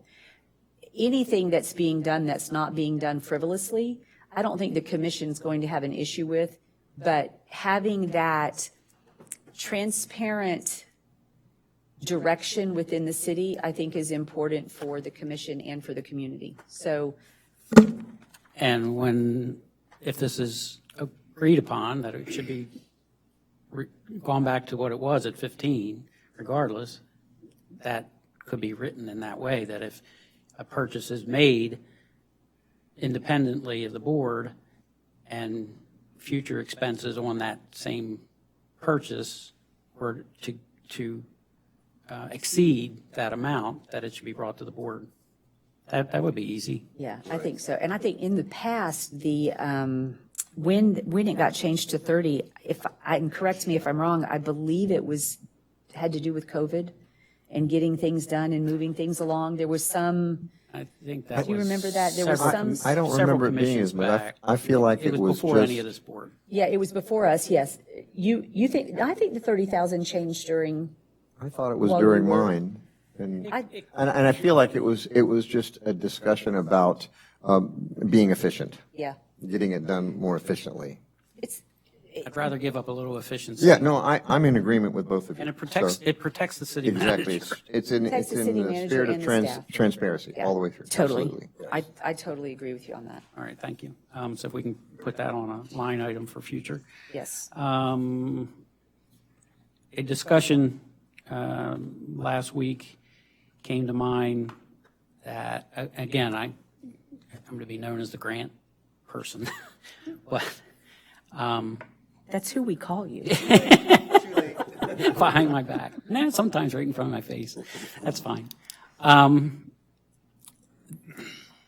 Prior city managers, I'm saying we could go back many years, were very experienced, very good at getting grants, at being focused on grants. And that was a criticism of the, I won't say just the most recent city manager, but probably the last couple of city managers, that all went away. Now, I didn't experience what they were talking about, but I don't know if that's one of these roles and responsibilities synopsis that we wanted to wordsmith into this. To me, this job Commissioner, that's a perfect example of something that we would give to the recruitment and say, we're looking for someone who has grant writing experience and successes, that into the recruitment. But Absolutely. should it be added to the roles and responsibilities synopsis that this is one of your mandates? We can, certainly. Is to work with Grant Works, to work with their, grants are I mean, that was definitely a criticism of the. Grant writing is a Absolutely. specialty. Yes. I'm not saying that they have to do it. Right. They have to be responsible for it. You want someone that's mindful of it. So like we get these emails all the time for grants that are coming up. You want someone that's going to sit down in their office at their desk and be mindful to read through what's available, choose, not necessarily that they're going to write the grant, but choose what would be a good avenue for the city to pursue and then send it out accordingly to where it should go. Whether it is GrantWorks, whether it is leveraging our elected officials, whether it is leveraging the Florida League of Cities. There are so many avenues to us that are Right, at and they're no gonna- charge, and we have not utilized them. And again, they're all relationships that are required of this city manager.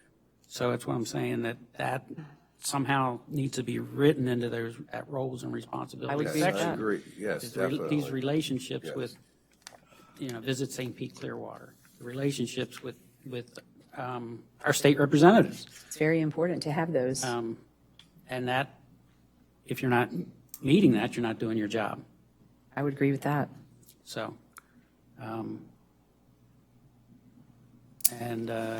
just financial accountability, I have that written down here, I don't have that fully thought out, but I'll just put, so anyway, there's some ideas.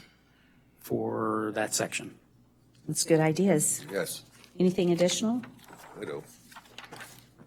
We will move on to the city manager, restricted swim area discussion.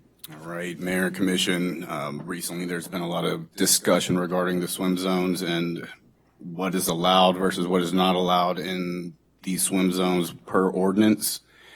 The ordinance is right here in front of you, and we feel like maybe there should be some discussion on the board whether we can better clearly define the ordinance, make any changes, leave it as is, but there's been enough discussion that we should probably look into this. So we'll open for public comment. Do we have any public comment?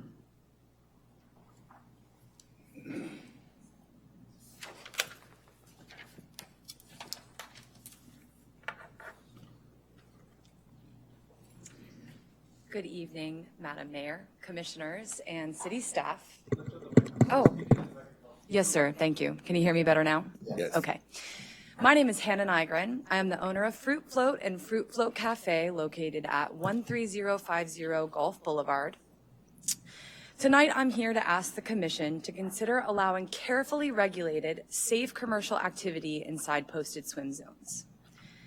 Fruit Float is a 100% women-owned, locally grown small business that started right here in Madeira Beach. We sell fresh-cut fruit from our small canoe-like boats, and in just a few years, we've become a part of the Madeira Beach experience for both tourists and local residents. Fruit Float is more than just a small business. It's a beloved beach amenity. We bring hydration, fun, and character to the shoreline. Fruit Float boosts the local economy, showcases women-led entrepreneurship, and can provide an extra layer of safety for beachgoers if done correctly. As a lifelong resident and a lover of our beaches, I know the biggest concern about swim zone operations is safety. And believe me, safety is our #1 priority as well. Our boats use the smallest available 2.5 horsepower engines, each fully enclosed in protective propeller guards. If allowed to enter swim zones, we would paddle into the beach under our own power. That means no motors would be running near swimmers. Every employee at Fruit Float spends months in training to learn how to safely operate before running a fruit float on their own. As a team, we have thousands of hours on the water, and throughout the years, we have served tens of thousands of people safely on Madeira Beach. Additionally, I have personally helped 4 people on Madeira Beach from drowning while operating a fruit float. And we agree, high-powered, reckless, unregulated boats in swim zones are a risk. But that is simply not us. With strict city regulation and responsible operation, we're confident our model can continue to add value to the safe and fun environment of Madeira Beach. The second concern I often hear is that it might be opening the floodgates to too many other businesses wanting to do the same. That's why we're proposing clear limits from the very beginning. Only allowing boats under 16 feet, requiring $1 million comprehensive insurance policy to mitigate city risk, capping permits and issuing only to establish Madeira Beach-based businesses with proven safe records, each vessel displaying a city-issued sticker similar to the St. Pete Beach's process, so unregulated boats are easy to identify.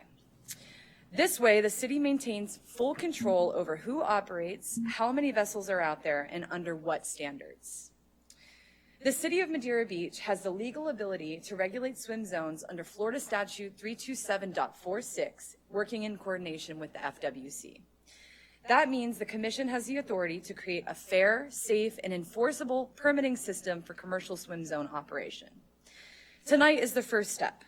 By directing staff to review and amend the municipal code, we can move toward a pilot program that ensures safety while bringing fresh energy and economic benefit to our beach.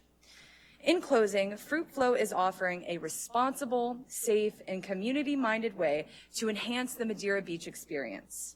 We are committed to meeting every concern with a practical solution, and we are eager to work in partnership with the city. Thank you for your time, your consideration, and for supporting small businesses like ours that bring joy, health, and character to Madeira Beach. Thank you. Thank you. Do we have any additional public comment?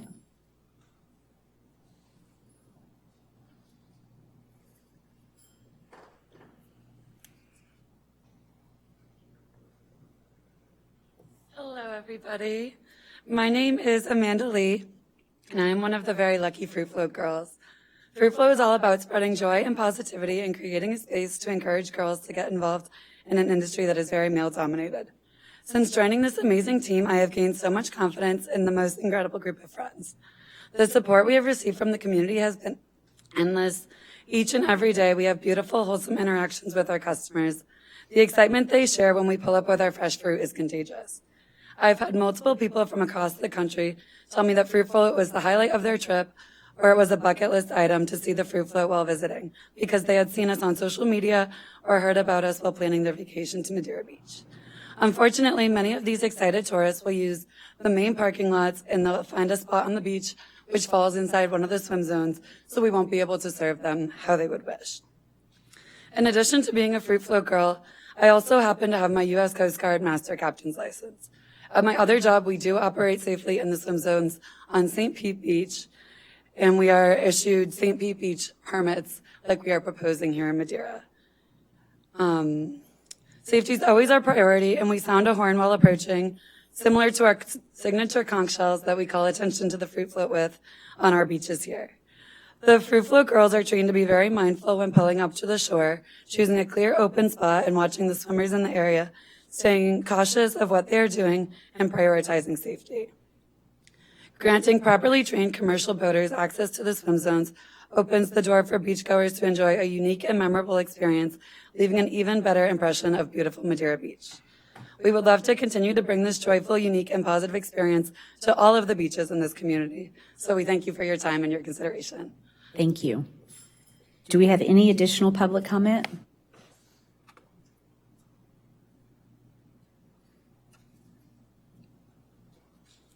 Hi, everyone. My name is Erica Hartman, and I lived in Madeira Beach since 2018 and worked in Johns Pass since 2015. Most recently, well, up until recently, I was working at Florida Tiki Tours in Johns Pass, and that's where I met Hannah. And also, I did prepare notes, and they did not save, and I lost them about 5 minutes ago, so bear with me as I'm kind of winging it right now. I just wanted to point out that when you work in Johns Pass and in the boardwalk, that there's a lot of water-based operations in that area, as you know. But what you may not know is amongst those businesses, there's a small community of people who are on the water every day and looking out for the people and visitors in our community. They're highly trained. Many of them have to have special certifications. They go under rigorous safety training and operations. And I don't have the exact numbers from the time that I worked at Florida Tiki Tours, how many times that we were able to save somebody that was in distress in the water, but I know just one part-time captain within 18 months had saved 3 different people. So it's significant as far as having these operations on the water. Specifically, Johns Pass is a very busy area with a lot of people standing around on the sandbar, a lot of different kinds of residential and commercial boat traffic. And my understanding is they're asking for a special permit to operate on Madeira Beach, where they would be coming in at a 90 under their own power. And based on what I've personally seen in Johns Pass, even under a much busier area, that businesses like these actually kind of enhance the safety in the area to our visitors. And it being such a unique area with rip currents, the fast waters through Johns Pass, people come to this area from all over the country and they don't really have an understanding of it. So I really see that this business adds value as far as their safety, because both Amanda and Hannah worked at Florida Tiki Tours, and so they're very well respected amongst that community of operators out on the water, and they can also bring that onto Madeira Beach. If you look at Treasure Island and even St. Pete Beach, those beaches have other businesses on their beaches, and so it's a lot of fun to go to those areas. And Madeira Beach has a few places like Caddy's and the park that has that facility there. But Fruit Float is very unique at what they offer. They do offer fruit and hydration, and I just would like to point out one other thing that last year, you know, even though Hannah and I worked together, we weren't really that close because we don't work that closely together. But the week before the Helene and Milton came and devastated our community, she had invited me over to the place she had just acquired, to where Fruit Float Cafe now stands in my house that I was renting, just a little beach cottage behind Bamboo Beer Garden and Tyann. So it was just easy for me to go over there and check it out and hear about her business plan and what she wanted to do moving forward. Well, then we got hit with the flood and Milton, but Hannah was on the beach, back on the beach almost immediately with her crew of girls. And even though her boats were missing, her newly acquired place was damaged, she came over to check on me. And she didn't go back to her place. She stayed. She stayed with her crew, and they helped me go through the muck of my belongings. And they didn't just help me, they helped the neighbors. Every day they came back, and not just for me, they brought sandwiches, water, and of course fruit to the people in the surrounding area. And so I just wanted to point out that Hannah not only has a really cool business that she can help expand with your help to Madeira Beach specifically, to that area on the beach, but she has a heart for service, and she embraces a lot of people in the community with that heart for service, and I just wanted to speak to her character. Thank you, everyone. Thank you. Do we have any additional public comment?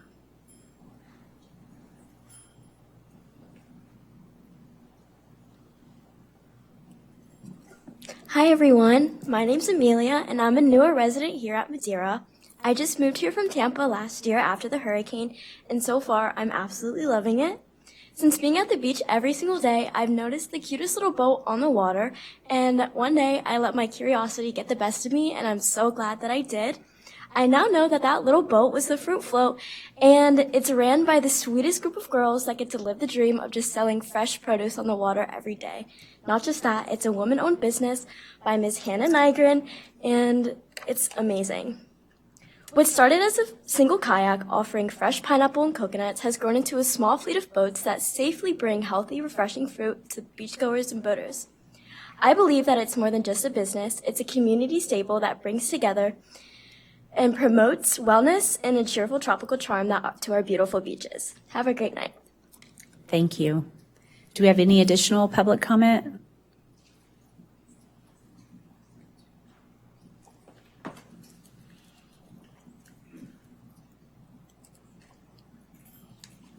Hello, everyone. My name is Steve. I live on BOC Drive. I'm just here to support the small business in Madeira Beach. And I think that if we can learn from this, we can become more unique as a tourist destination. I mean, you want people to come here and enjoy it, take that experience home, and they can do that through little companies. And I just support the local companies, the local entrepreneurship, and I hope that they can see through that to open up parts of the beach where they can do that. I mean, presently, you can rent chairs, you can rent stand-up paddle boards, you know, but they come from the sand. Why can't we come in from the sea and get some fresh fruit? I love what Hannah's doing. They have energy, their excitement is overwhelming, and I just stand with them in support. Thank you. Thank you. Do we have any additional public comment?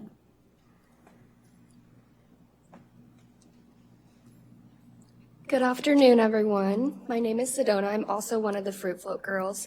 I want to take a moment to express my gratitude for the impact that Fruit Float has had on not only me personally, but also on the broader community. Since joining, I've never felt so welcomed and uplifted by a group of positive, supported women. Fruit Float has created a safe and inspiring space where people can connect, encourage one another, and celebrate our shared love for being on the water. What makes this group so special is the way it fosters belonging and builds a community. Fruit Float isn't just about floating together, it's about creating friendships, improving mental and physical well-being, and encouraging residents and visitors alike to enjoy the beauty of our area in a safe, positive way. Granting a permit for us to gather in swim zones would greatly expand the reach of this positive impact. It would allow more people to experience the joy and connection that Fruit Float provides, while bringing even more vibrancy, inclusivity, and community engagement to our city. I truly believe that supporting Fruit Float is an investment in the well-being of our community. It's a simple, uplifting activity that continues to leave a lasting impact on those who participate in the spirit of the city as a whole. Thank you for your time and consideration. Thank you. Do we have any additional public comment?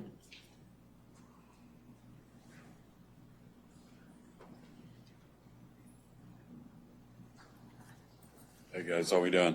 My name's Terry Anderson. I'm a boat captain on Johns Pass. I've been for going on 5 years now. I've known Hannah, I've known the girls around the area. They also go to the sandbar as well as periodically the beaches before the sand buoys were put up.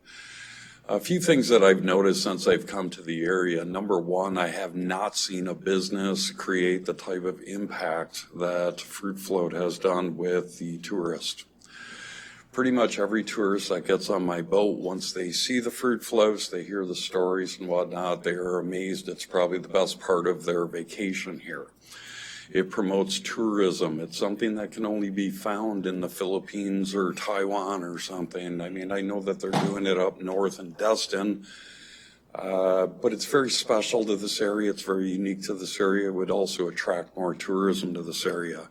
The other thing that benefits me being out there with these girls is that they do know the water. They understand the currents, they understand the tides, and they do rip through Johns Pass. Just having that extra education out there for our tourists is just a wonderful thing to have. Anything that we could do to try to come up with permitting or something to keep these girls out there and doing what they do is going to be a benefit to our city. Thank you. Thank you. Do we have any additional public comment?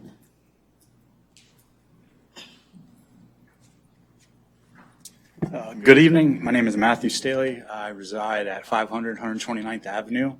John's Pass right there. Just wanted to show support for the Fruit Float.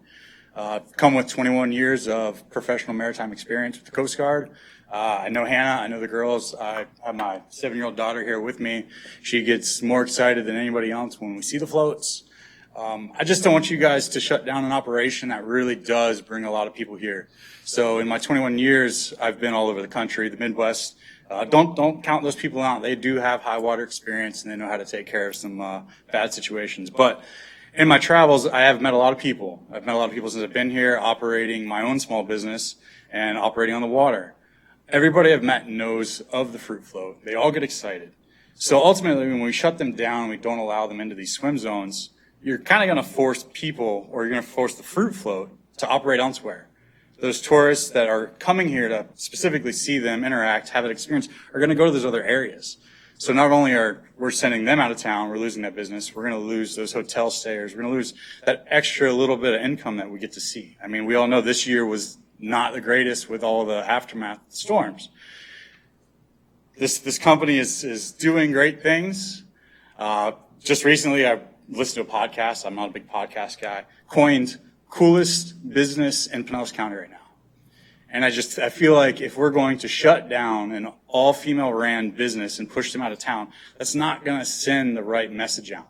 We're going to, I know you're not sending them out, but we're going to shut down one of their main operating areas. And that's going to limit their business and it's going to limit the interaction they have with the public.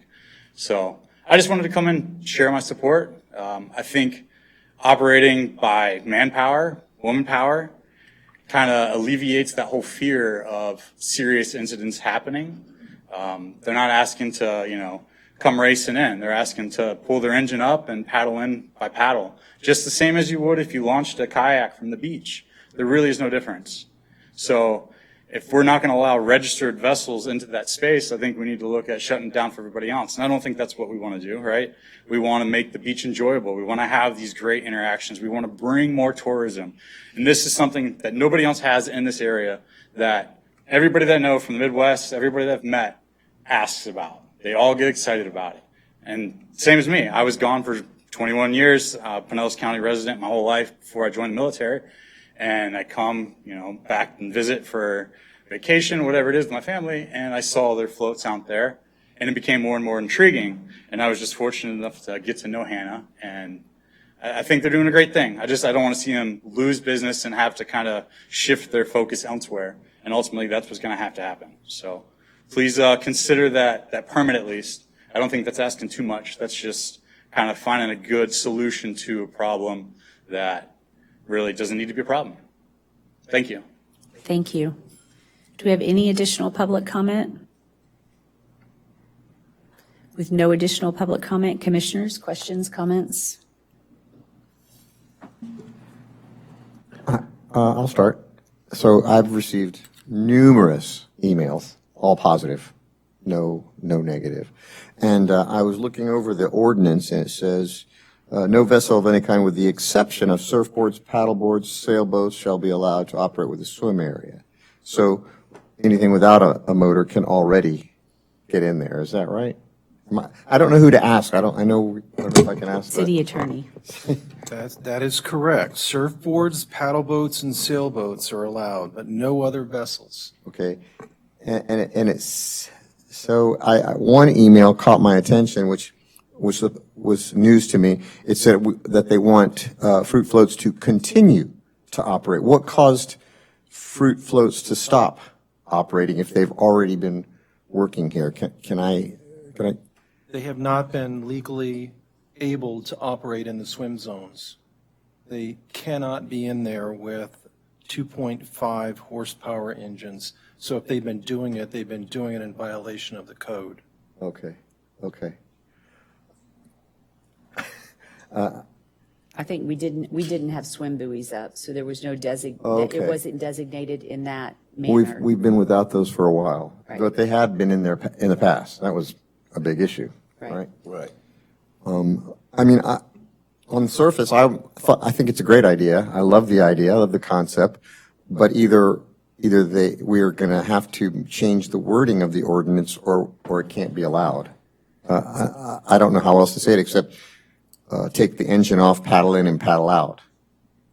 I just want to say I love the idea, I love the concept. I think it sounds great, but we have to change something for it to be allowed.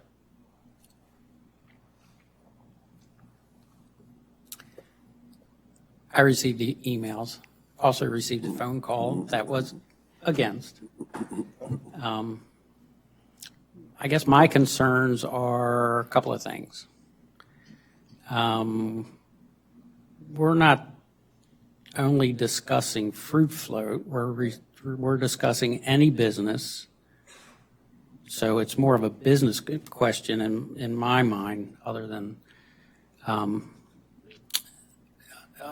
this. The sandbars, my recollection is having business out at the sandbars was not permitted. I don't know. But it was happening. I don't know if that's something that needs to be looked into. So if you open it up to a very qualified business, you're also opening up for anyone that can mimic that, whether they're qualified or not. I would refer to the chief as far as small boats going in and out of the pass as being safety hazard. I know that's a high area that you do have water rescues. I mean, they're having a heck of a time trying to get through the pass with 2.5 horsepower. But if they're doing it, and according to the one gentleman, they're very knowledgeable about the water and waterways there, but nobody's preventing them from being in Johns Pass. So No, I'm just, it's a discussion, is it something we want to encourage? Because the first time one of these young ladies were to be caught in her, well, we really need to get out there today, but it is a little choppy. I think we can do it. And then they get themselves in trouble. I mean, you could, someone gets hurt or worse. Playing devil's advocate, what if they were going to one of the non-swim zone areas? So 6 in one hand, half dozen in another. And the third item is the swim zones. They're not that You know, how They're long on are the they? attachment if Tom could. So, you know, to your point, if they were to navigate just to the outside of the swim zone, there's no restriction. Correct. So I'm not sure. And the area stretches from, I believe, 131st all the way up to 149th. So, I mean, great presentation. The young ladies, I'm sure they're wonderful. I'm concerned about safety, and I'm concerned about, you know, opening it up to, once you open it up, you open it up to everyone, not just very nice business. So they're my concerns. Commissioners, comments? I do also receive a lot of the emails, you know, in support of Fruit Float. I think it's a great female-ran organization, a business, small business that is supported by many residents here in Madeira Beach. You know, I was looking over my main concern was the engine that would come into the swim zone. Okay, now that Hannah cleared that up, saying that the 2.5 engine would be shut down before you actually entered the swim zone. So now you're just using female power to come into the swim area. So I'm all for it. I think it's a great idea, and I mean, we're going to still talk about this, but as long as we're discussing it, I think we can change the ordinance to allow this company to float and be successful. I think it's a great idea. So as long as those engines aren't being ran inside the swim area, and also I think it should only be allowed for Madeira Beach owned businesses. We can actually have them permitted here at City Hall and then numbered, and then if it's basically one of those things, if you're out there and you see someone that's not permitted, then you just make a call and say there's people out here that are not allowed to be here because they're not following the rules, basically. So I think it's going to be a neat little feature, and the tourists like it, so I'll leave it up to you. I'm thinking that we don't have any jurisdiction over the waters of the state. There's a state statute that allows you to do this, and it specifically provides giving you the ability to create swim zones. You've done that since 1983. You've had a swim zone out there. So that is your legal authority to have the swim zones. And the statutes, there's one of them referenced in the actual code, 327.40, but the actual one allowing for restricted area is 327.46.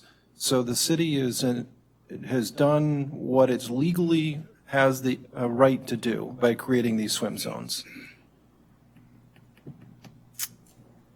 The swim zone, would that not be different than the operations that they're proposing? That they're not going to be swimming? So your code specifically allows for surfboards, paddle boats, and sailboats in the swim zone. Otherwise, no other vessels are allowed.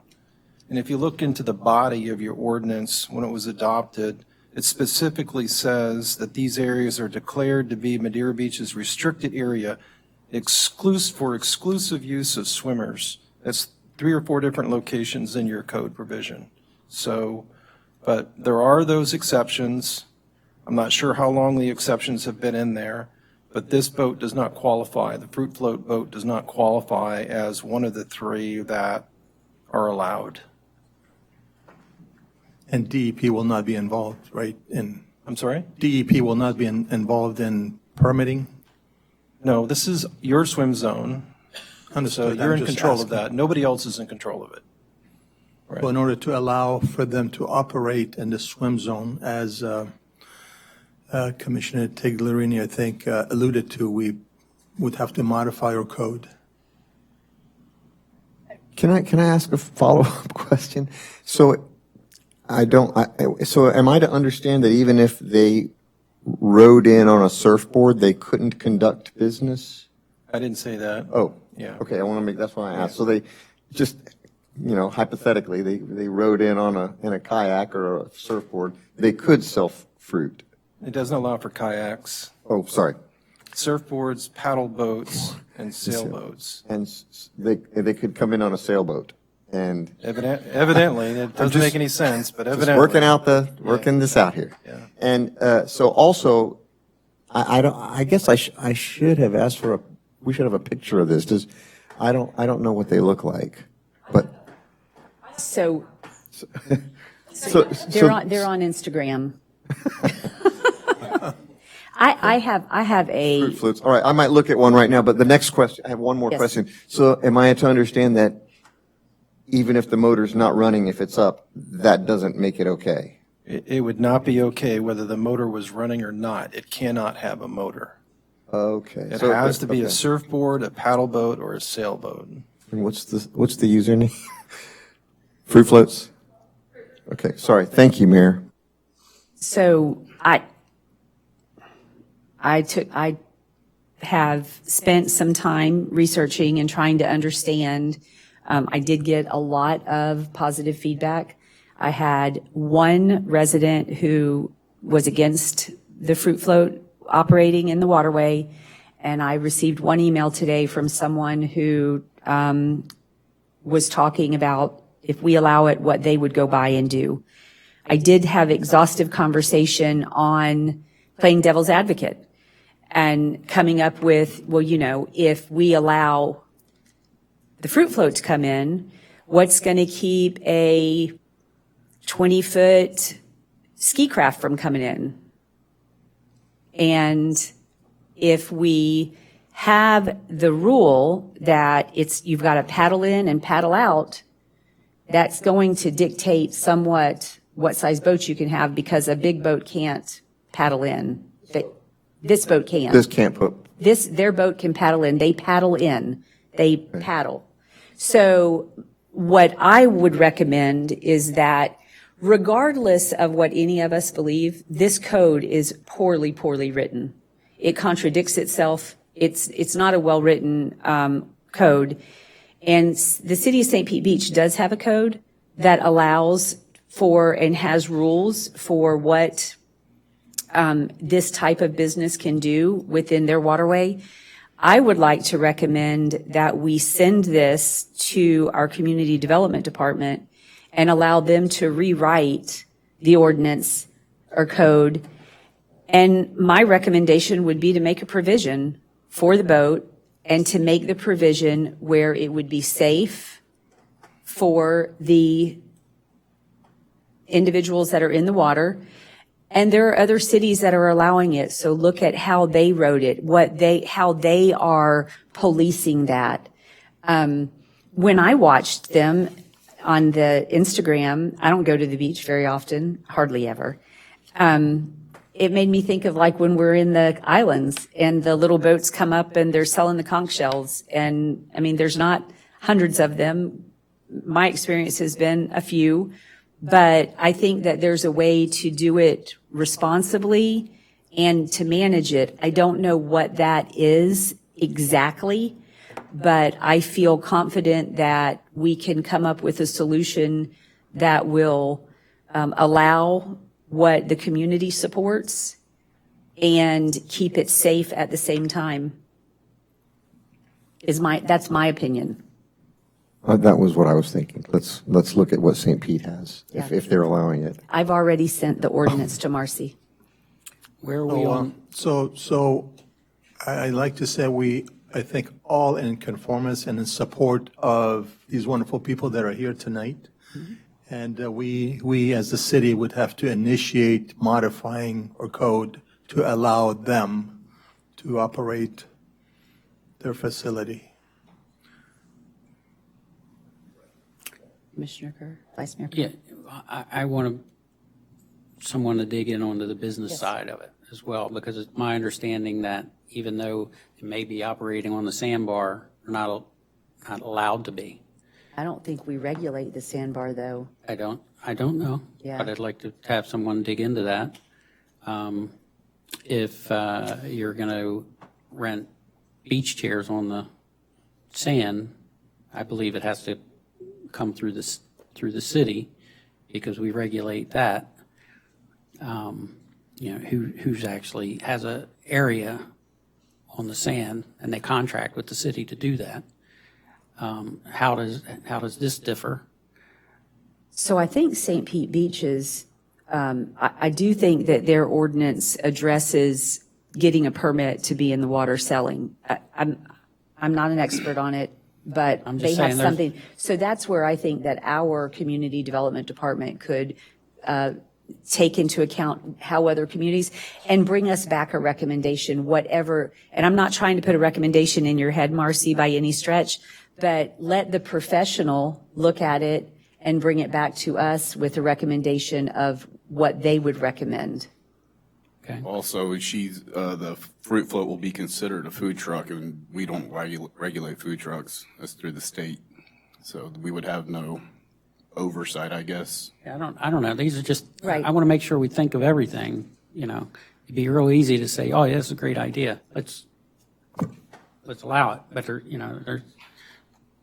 that wouldn't be, you have to have a full conversation So would you be in agreement to hand it over to community development and to let further them? investigate, not just to write a, Well, that's part of whatever they would bring back and to us. and come would back be with a their- recommendation. Yes.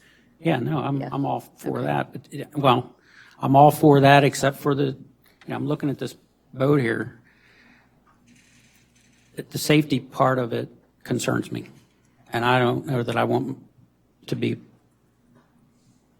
part of something that somebody's going to get hurt. So That's the other thing I would. something I Yep, haven't made nope. a decision. So in my what I mind. would recommend of all of us is, if you haven't visited and seen the fruit float, go look at it and have an opinion, watch them work.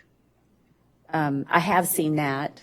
I went to the cafe when there was a boat there, and I got to see the boat actually out of the water in person.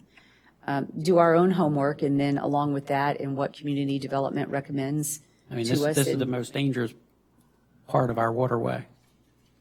So I'm just Yep. concerned. No, I understand. So, thank you. Okay. Marcy? Yeah, just to be clear, this isn't like a simple thing to touch our code. You acknowledge that our code's kind of kludgy right now, and that's because historically in the past, they've made one-off corrections here to do this, and consequently didn't look at the code as a whole or consider the entirety of the scope of what you're looking at. So that will be part of it. I got to work with Hannah on getting her brick and mortar opened, and I think she knows our commitment to helping businesses get open, and we definitely helped her with that. So we will look at this, and I would like to come back with a reasonable expectation of what we think a good approach would be, a timeline, in addition to, we have several projects on our plate right now that also have deadlines that have to be met. So we'll have to work it in just to set realistic expectations so that she has operating ability. It's just not in our swim zones right now. So I just want to make sure when we leave here, everybody's clear and, there's no miscommunication around that. But we definitely know we have some jumping off points with other municipalities. We have close relationships with people at St. Pete Beach and Treasure Island. So those are phone calls I get to make. It's not just me digesting their code. I get to actually talk to them, and we can kind of work together. So we can definitely take that into consideration and then come back with, like I said, some timeframes, options, and bring it up to discussion. Thank you. Okay, next on the agenda is project update. City Manager? Mayor, Commission, what I wanted to do was get some transparency to the commission on where the status of all the projects that we've been working on, or mostly Megan Powers. She does a great job, has a lot going on, and obviously the big items, Johns Pass dredging, the jetty, Snack Shack. I'll give you updates on those. So we had a meeting with Aptum, and we have received all the permits for the dredging. We are waiting on whether or not a turbidity curtain is required, and when we get that information, we'll be able to go out to bid. On the flip side of that is we have $1.55 million in state appropriations to spend on this. So when we go out to bid, if the bids come in over the 1.55, where does that overage come from? So we just need to figure that part out. And then who knows where the bids will come in at, but if they come in at $3 million, we should figure out where those funds are coming from. The jetty, me, Megan, Al, we met with Army Corps. Megan did a great job getting all the Army Corps representatives on the same screen, so that's a big task in and of itself. So we will have to make the new sidewalk ADA compliant. Per Al, this project will be well over $500,000. And so I just wanted to present to the board that the sidewalk was great, but maybe we should look at other options that aren't over $500,000. What else could we do down there? I've been down there 3 times over the last week, and there's fishermen all over the jetty enjoying it more than they ever have, at least accessing more of it than they ever have. And talked to one, and he said it was great. He's got all the room in the world, but that's just one person, and I know it was a hot ticket item, so we can move forward with the $500,000 sidewalk or over the jetty, or let's really think about other options that we could have down there and still have a nice jetty in a nice area, extending Moby mats or what have you. And then the last one, Snack Shack, the current contract will be terminated on November 1st. We sent them a certified letter, and they have 90 days to get their stuff out and respond and what have you. But on November 1st, the contract will be terminated. We'll be able to go out to bid for a new client, and the current client will be eligible to bid on that again as well.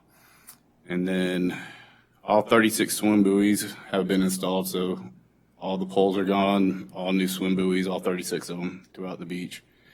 And if you have any other questions on the other projects that were in there, feel free to ask, but these are the top ones that the community wanted updates on. Do we have any public comment? Commissioners? Well, there's one person sitting in the audience. How were the swim buoys secured? Concrete and chain, I believe. Concrete and chain. Yeah, maybe rope. I'm not sure. It's chain. Chain. $500,000 for the sidewalk? Wait, it has to be ADA compliant, so you're going to have railing 300 feet up one side and 300 feet on the other side. So it's not going to look like it did before? No. Mm-mm. And according to Army Corps, even if you had to repair it in the state it was in before, you would have to bring it up to current code. So either way, it would look the same as it is, whether it was torn out or not. It just has to be code compliant whenever it was damaged like that. Are we going to discuss whether or not we'll do this then? That seems like a lot. We will discuss it. I would think we need to get the full information, right? And then we probably want to have a community workshop to. That's an item all by itself. Right, because the whole taking out of the jetty was done without any consideration of the commission or the community. You mean the sidewalk? Because the jetty's still there. Right, the jetty sidewalk, yes. Okay. When it was taken out, there was no conversation. And I think that arguably, some people believe that it could have been repaired without being made ADA compliant, and we could have kept what we had. And what I said to Chief the other day is, what's done is done. We can't put it back. We can't change the decision that was made. So let's not talk about that, because I have a hard time letting go. I'm trying to let go, but just let it go and move on. And let's do what we can do, but be mindful to let the community be involved in the conversation. Agreed. Yes. So my next question, my next big concern was I didn't realize that the dredging could go over what we have appropriated, and we don't have any kind of budget for that. I don't believe right? so. If we do, it would be under Public Works. And that dredging is, as I understand it, not in city property. Is that right? It is right along the seawall on the north end of Johns Pass, and it's not, a lot of people have the misconception that the dredging is going to go right down the middle of the pass. It's not. It's over on that side to get rid of all the sand that's been built up over the years. So this is really to make some deep water for the businesses there. Do the businesses have any interest in this? I know they want it. I don't know if they have any financial interest. I mean, in it. how are we going to pay for it if it goes over the appropriations? I think that's a conversation when we get the bids. So we got hard dates when we had the meeting the other day, and the Aptum committed to having the construction plans and tech specs and docs to us ready to go to bid by October 2nd. And that then we would have the bid out by October 8th. It has to be out for 45 days. The bid open would be November 21st. So November 21st is when we will find out how much it's going to cost. Right. Maybe we should have a discussion with business owners that are directly going to be benefit from this. The city's done what they can. We've got our appropriations where we've made it happen finally. I don't know, just that overage. I would hate for all this to happen, all this work to have been done, and now we can't afford the overage. Well, there's less sand there now than there was when we actually started the project, is my understanding. That was part of the conversation. So, we can hypothetically talk about it, but we're not going to really have a talking point until we get the bids. Right. It could come in well under the Exactly. appropriations. We don't know. Nice. Mm-hmm. Yeah, we just don't know. I just wanted to make sure that nobody was surprised in case it did come in over. So regarding the snacks, so we bounced around a little bit there. The current vendor, is their stuff that was damaged, is that out of there? No. Last I heard, Megan asked me what we should do about it because their stuff is still in there, and a letter was sent to them, certified letter saying they had until November 1st to remove their stuff, and that's when their current lease will end. So even if they do want to bid and they win it again, they're going to have to put new stuff in there anyway. Whoever the new client is. Okay. So here's what I don't understand about Snack Shack. When we sat here that night and had the conversation was the city manager had told them they did not have to pay rent from the storm. So they had not paid any rent from the storm. It specifically said in their contract that they had to pay rent. Even in the event of a storm, they had to pay rent, that they had to get insurance. And the discussion we had that night was that if they would vacate their lease, then that we wouldn't require them to pay the back rent. So if they didn't vacate their lease that day or that week, why are we allowing them to stay till November 1st and not pay rent? Shouldn't they owe us the rent according to their contract? They still owe the rent according to the contract.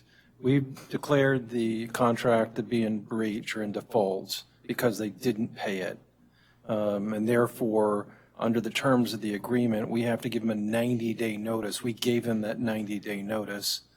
So when that expires, they're supposed to have their items out of there.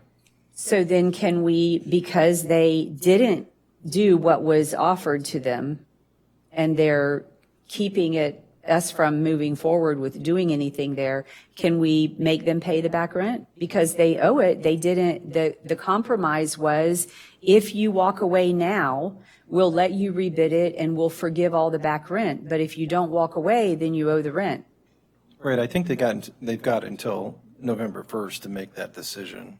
I mean, it wasn't they had to do it that day. It was just that this is the process that we're going to go through. We're going to, end it as of November the 1st. And if they wanted to continue to make an argument that they have a right to be there, well, then, of course, then they need to pay all the back rent, to cure the default, say it. But the attorney is making a strong argument that, well, the city manager said we didn't have to pay it, so we didn't pay it. And so we're going to rely upon that. Well, that's a terrible legal argument. Right. because the city manager didn't have the authority to make that decision without getting that approved by the commission. In addition to that, we have a legal binding contract with the concessionaire, and that requires the payment. So I don't buy that argument that the lawyer is making, but he's making the arguments that he thinks that may sway you in your decision-making process. I did talk to him on the phone, by the way, and I can talk to each one of you individually about that conversation. Doesn't need to be done in the public, but it should be out by November the 1st. You do your RFP for the concessionaire agreement. They can apply just like they've done in the past.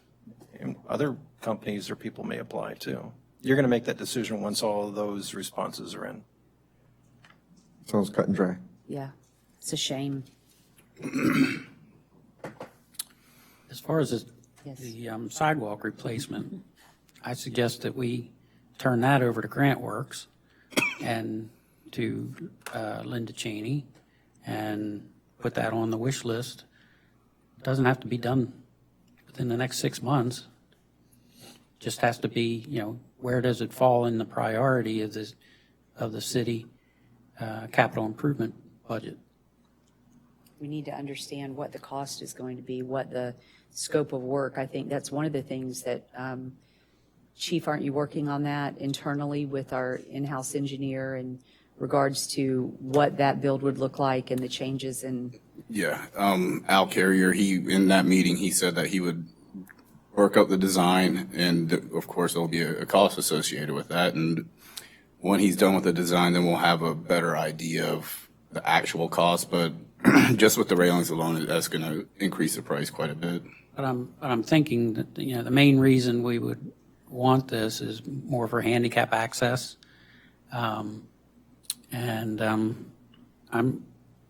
This is just me talking. I'm thinking that given what it is, with the handicap access, that grant funds are available for this. Possibly, yeah.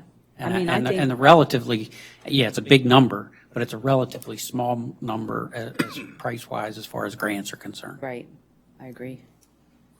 I'm sorry, I have to say that as far as state appropriations, I think this would. At the bottom. At the bottom. I mean, I think our roadworks, our all the other things, I think they have to rise to the top. Again, there's a lot of other sources for grants. Right. other than state Grant plays for it, great. Comments? Any comments? Nope, okay. Then we will move on to legal advice. All right. Again, the commission approved the FY26 approved the FY26 budget. And just before that, we made a few changes and made sure that the commission was presented a clean legal budget.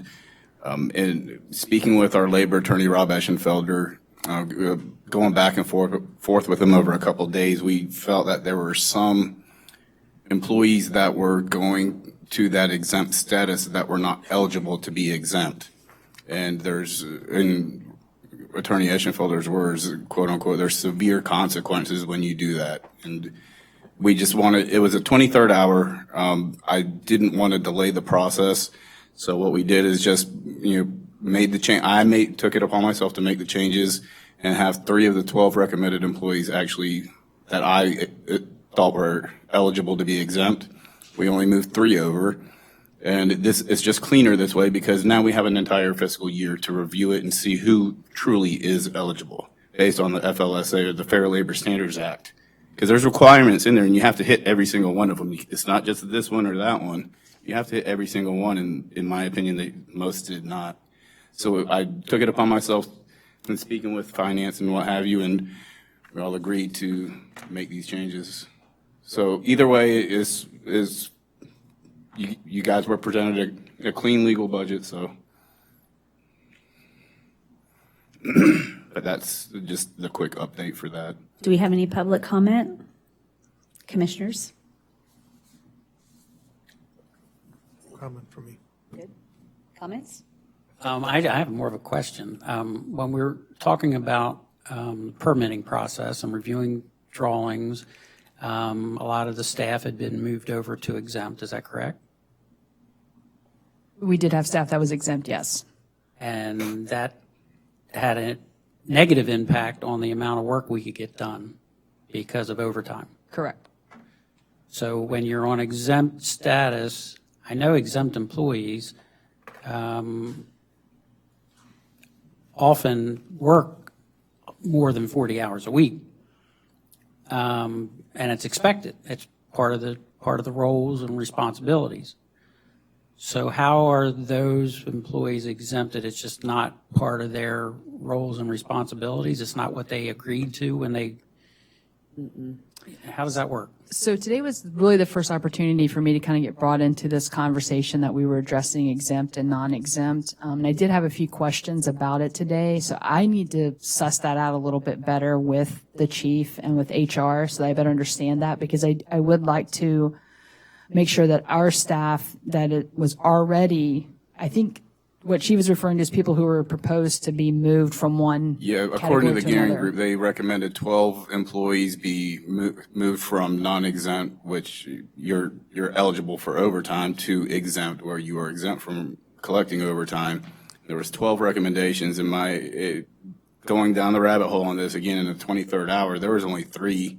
The marina manager, parking supervisor, and the fire marshal were the only 3 that fit that. And Attorney Eschenfelder agreed. He said this is the best way to kind of go forward with this, because even, all right, if we want to put them into exempt status and we can kind of twist this into a gray area, it's only a 1 fiscal year delay, but at least we're doing it right. We're doing it clean. This is why I want to just say this. This is why we need a HR. Because when I started having this conversation, I had done some research on the exempt and non-exempt. It didn't make sense to me. Why would Marcy's got an employee who was exempt from overtime that does not manage anyone, is not responsible for anyone other than themselves? Why would they be And the exempt? title is completely irrelevant Correct. as well. Some people are grounds maintenance supervisor. Don't get hung up on the supervisor word, because that's completely irrelevant. It's all about their actual job duties. And then we still don't even have the job duties to make that determination. Correct. So I went to Andrew and was asking Andrew some questions, and in the conversation back and forth was, this is the kind of question an HR director should be able to answer for you, but we don't really have that role in our city, right? We don't have a HR director. I think Megan Powers does that work, doesn't she? She is not a certified HR director. Okay. She I doesn't just have. wanted to clarify, She does. yeah. So currently, HR duties are divided out in the city on multiple different people. And so in a city that has as many employees as we have, my thought and looking at what we have, we need somebody who's qualified to answer those questions, to handle when an accident comes up, what to do. A person that can do that. What does that person look like? I don't know.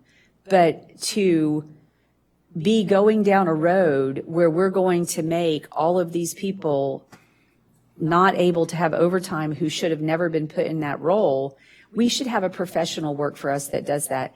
And to tie into the Gehring Group, where are they? I mean,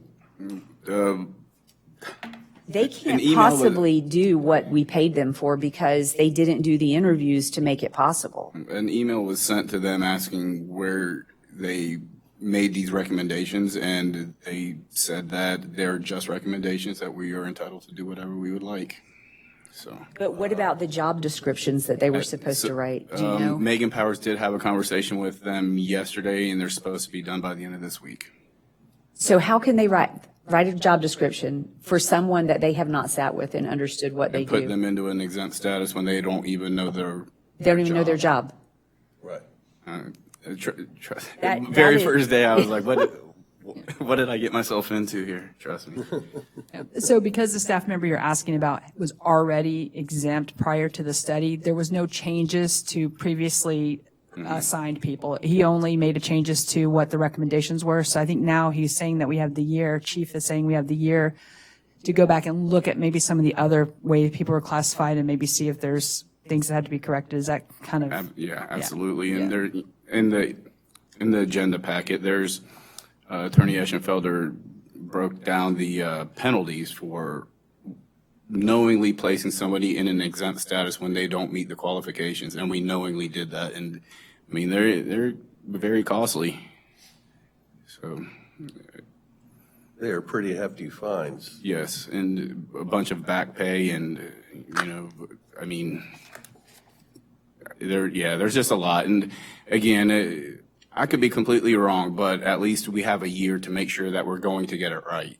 And I agree with the mayor. think that was a good we move. definitely need a qualified HR, definitely.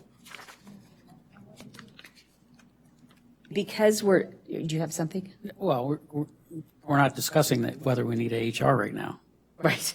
Right. That's going I just Need said, somebody I now. agree with the mayor. Well, I know, I'm just saying that's going to be in a future workshop. Oh, yeah. That's I a know, that's a yes, future. yes. Yes, I don't want to yes, yes. start getting in No, a debate about no, that. Okay. No. No, I agree that what you did was proper, but I want to get to the root cause of this. I mean, I know, or I believe with my past experience, if you're set in a role to do a job, you do the job until it's done. And if that took you 60 hours a week, that you knew that going in. So just because of some changes, you don't start clocking out at 40 hours a week. So if that role needs to be an hourly role to be adjusted by demand, then please take that into consideration as you have these discussions. I mean, I'm not trying to take from anyone, but I'm not trying to, if it's salary set based on working overtime, you don't get to go home at 4 o'clock or 4:30. You get the job done, and that's when you go home. Exactly. So, okay. Okay, next on the agenda is city purchasing. All right, this is regarding purchasing of land for the Public Works building, for the Public Works fire training facility, any other aspect of it that, the city could use. But I know Vice Mayor Kerr has brought up a couple properties. I know Mayor Brooks has brought up a couple properties. So having a city purchasing property kind of blank agenda item will allow the board to just have a discussion on what properties they've looked at, what they think, and we'll hand it over to the dais. I'll start. Okay. It goes back to the Public Works building. We need a Public Works building. I was privy to go over to the Blue Barn and see that, and talk with Director Webb for a bit during the week to kind of get her feeling on what she needs. We've had a discussion, and the board had approved to do engineering at the marina. It's not a surprise that I want the marina. I see much bigger visions for the marina than to have a Public Works building there. I'm passionate about that, but I'm only one vote. So I don't have the email, I could look it up, in front of me that I sent to the chief. But I kind of listed some different properties. If there's other properties out there, wonderful. The church property was over budget. I concur. It was based on best value, highest and best value. I like that property a lot because of the location, even though there was pushback that it's too close to the beach. That's why I liked it. It was very close to City Hall and very close to the beach. Is it a little small? Yeah, but Director Webford herself said she was very excited about that property and could make it work. But for now, it's off the table. I looked at, one of the things I asked the chief, I don't know if he's had any conversations with anyone that would know, but what's the property next to the elementary school? STEM Center, SPC. STEM Center, yeah, okay. Yeah, you probably have the email in front of you. No, I just, No, personally, I that's- think that's a great location. It's already elevated. We would have to do an elevated. I love that parking lot, property. So I am partial to it. The STEM Center, it's with that elevated concrete property. You never see any cars in there. Is there nothing there? It's STC, but I feel like they've given up on that. Right. Now, conversations with the previous, with Robin, he has contacts there. And it was so quick thing, you know, he was going to get me a meeting with the college to discuss whether they're even would consider selling that property. But as far as an emergency operations center, if we ever go through what we just went through, it's perfect. As far as public works, it's plenty of property. It is lower, but the whole property is elevated. So if a hurricane were predicted, they would have to move equipment off-site, but that's already accounted for. They have a place in Seminole to do that. I'd love to get a conversation. I say me, I was just reaching out independently. Right. But for the city to have a conversation regarding that.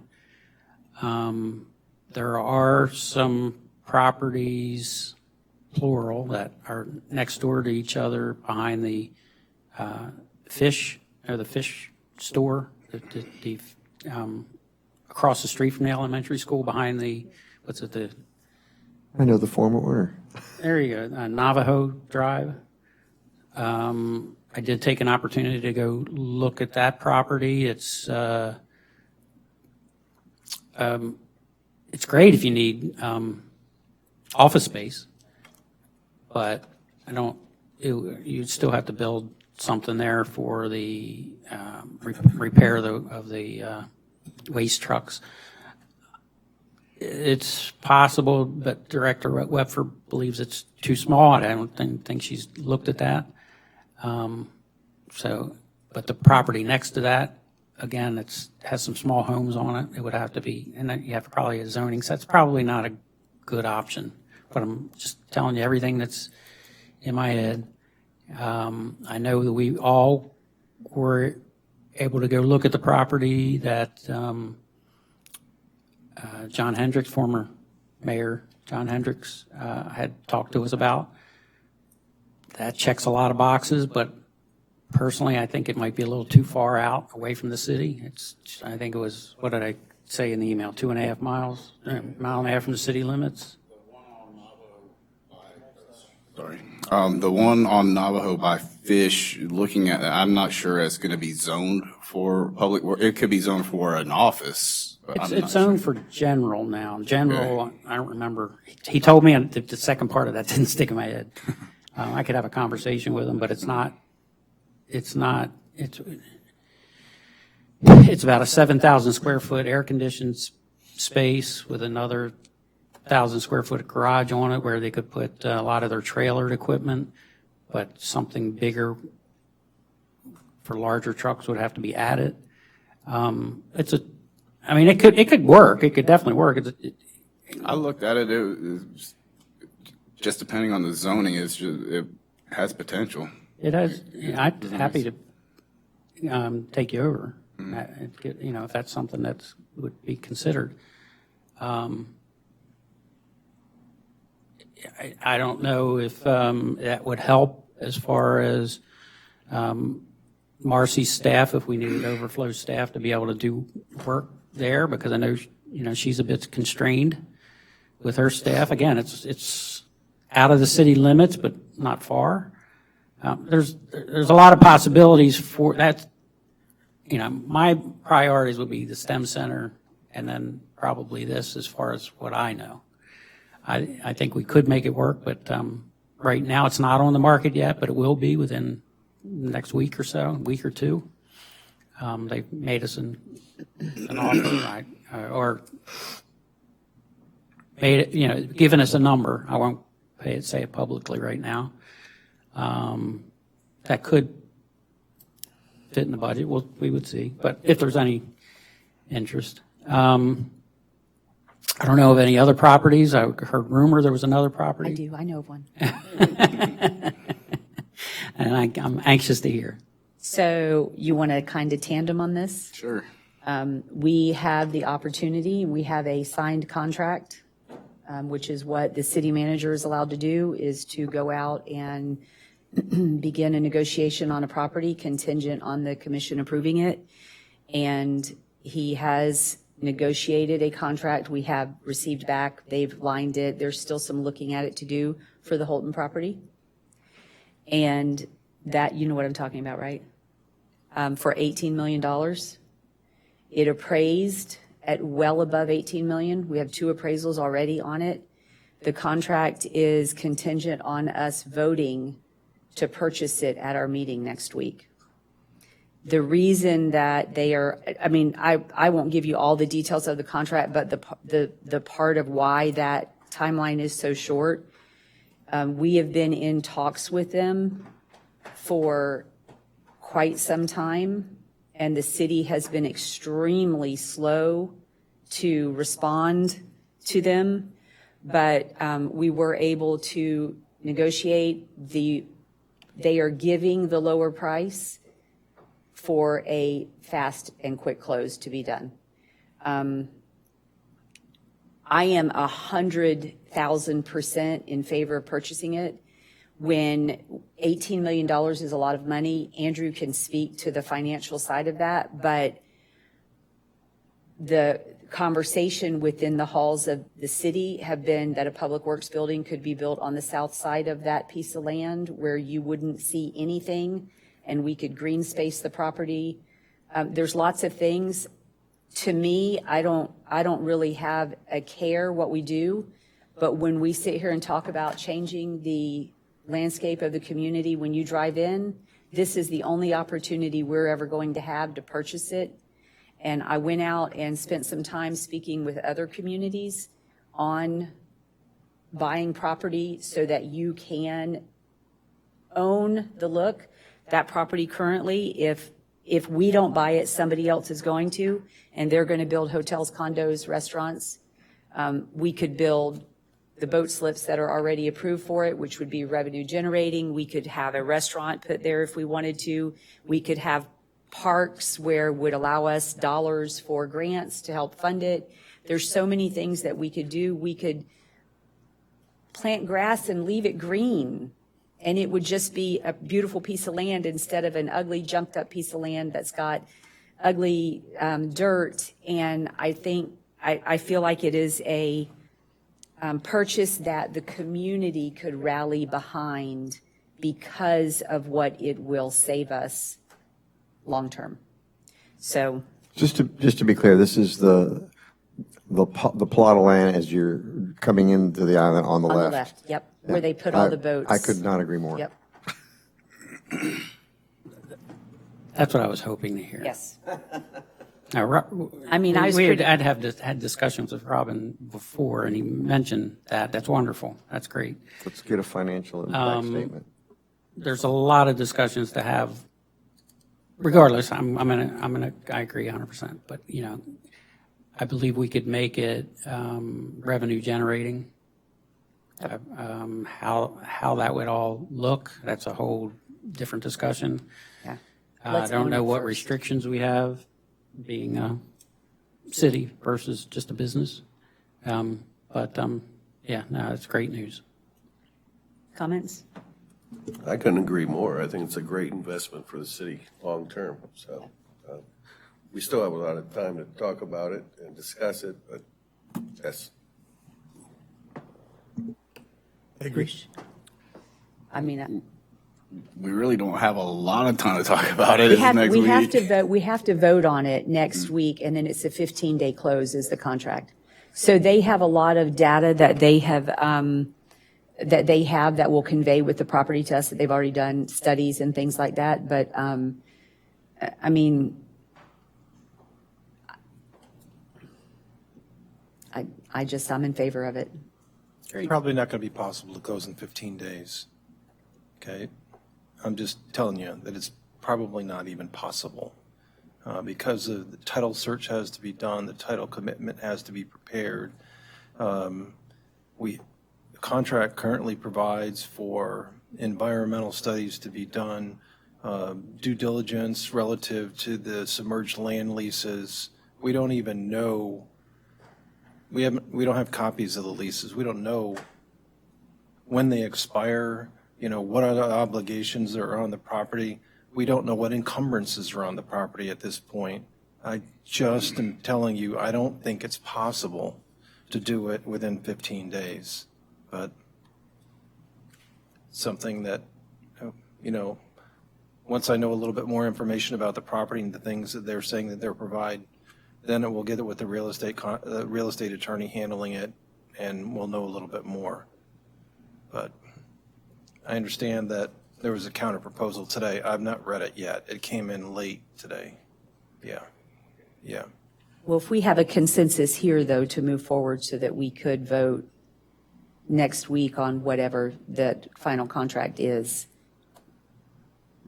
we could do that.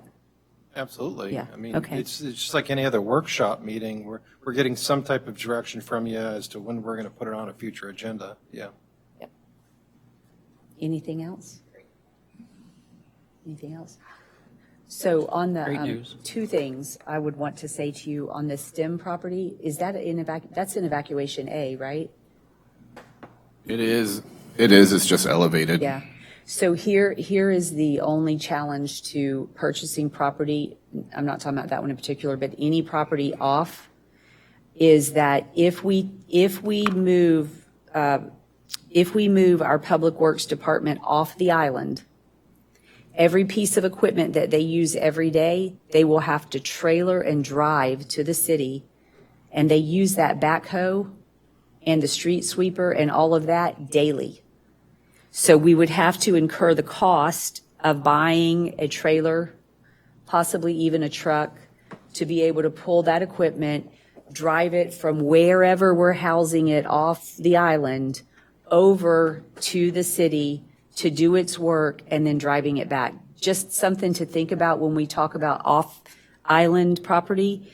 And just as a reminder, Public Works didn't lose any equipment during the hurricane. They evacuated everything with the exception of the street sweeper and the Kubota. And the street sweeper wasn't operational, which is why it didn't get taken off of the island. Just for a reference of when we look at other properties, and I thought that was, I would not have thought about having to bring that equipment every day over to the city. So now I'm more mindful of how often I see them out on the beach with it or out using different things, right? I'm like, oh, well, they would. That's like every day. Well, that's why I like the church property so much, but Yeah. I don't right. think, but I don't think it's a big lift to have a trailer. I mean, we have vehicles to be able to pull the trailers. But regardless, the STEM Center would be a great property to have. I mean, the Houghton property, there's, if we can. That's a no-brainer. If we can swing that one, then we can, as far as I'm concerned, go ahead and put Public Works building where it was proposed in the beginning and just develop the Houghton property as the new marina. Or, I mean, the options are right, endless. We could sit here for Right. hours and talk Right. about it, different I ideas. agree. Okay, next on the agenda is Community Development Noise Ordinance and Senate Bill 180 compliance.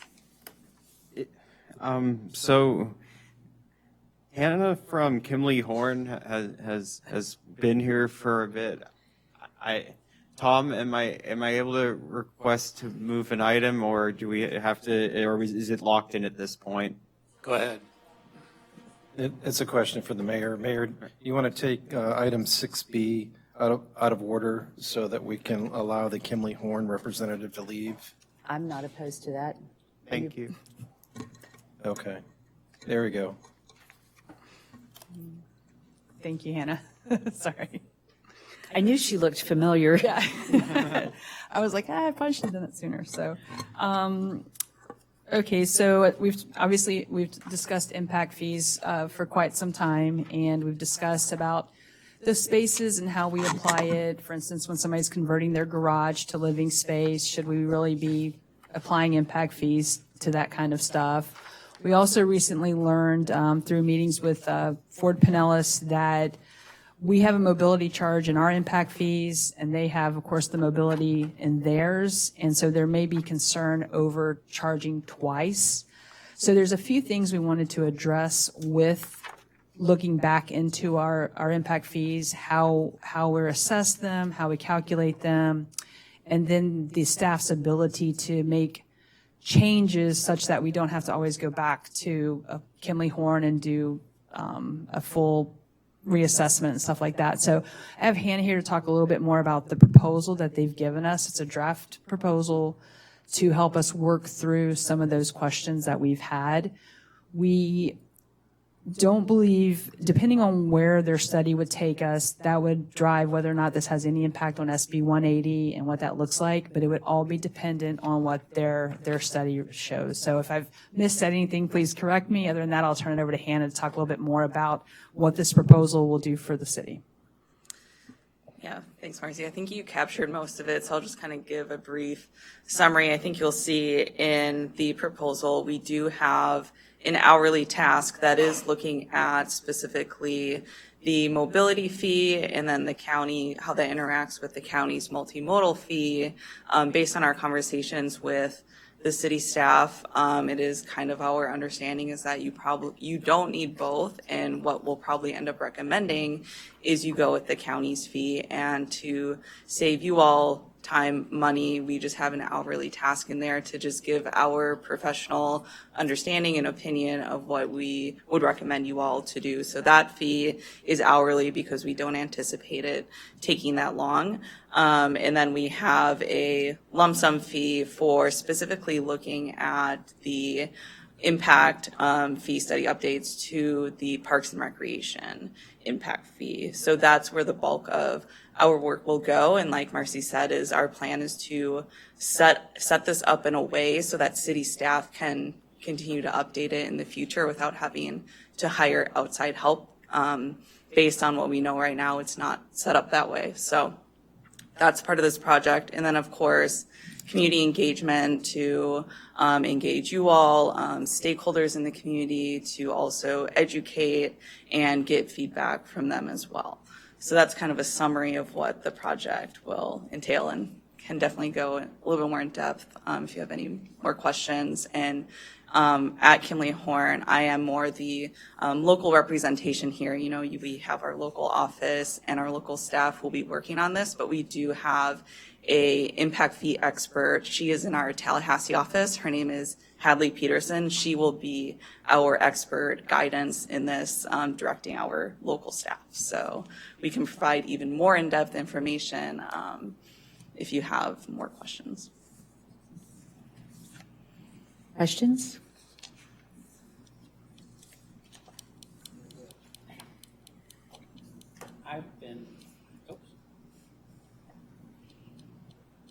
I've been involved in this from the beginning.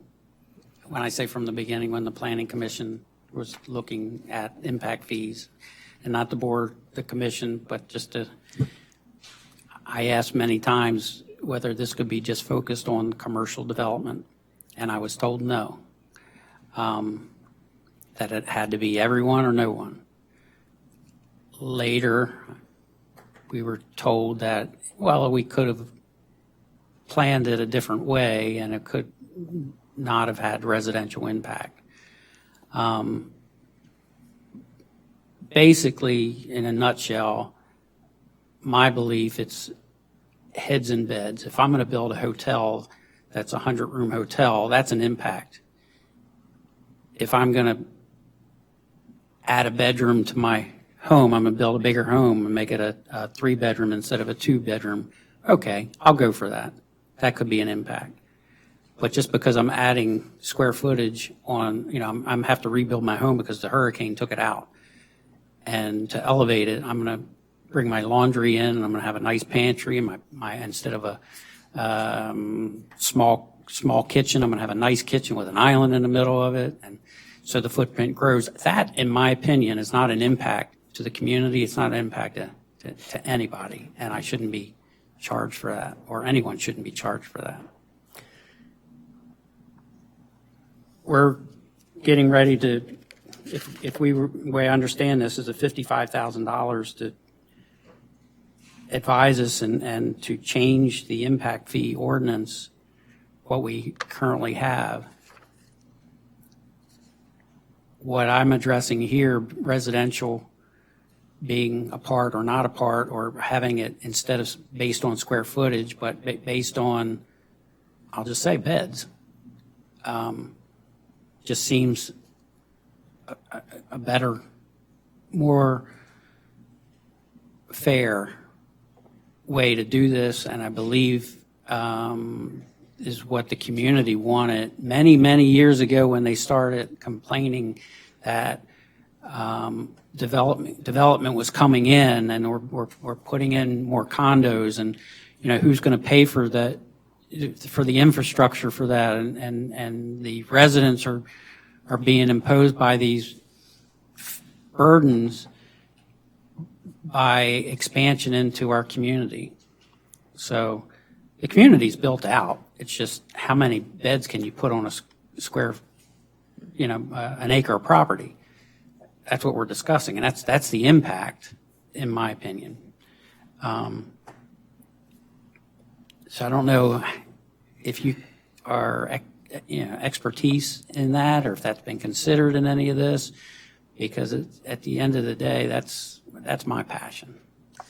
Yeah, and I can't speak specifically to the balance of, residential versus commercial, or what type of, legal impacts that might have, but the study would be looking at what those calculations would be and engaging with you all, the city staff, to ensure we're developing something that is supported by you all, supported by the community, and is reflective of, what's needed today and what is supported. So that's where the engagement component comes in and will help us as we determine a new calculation.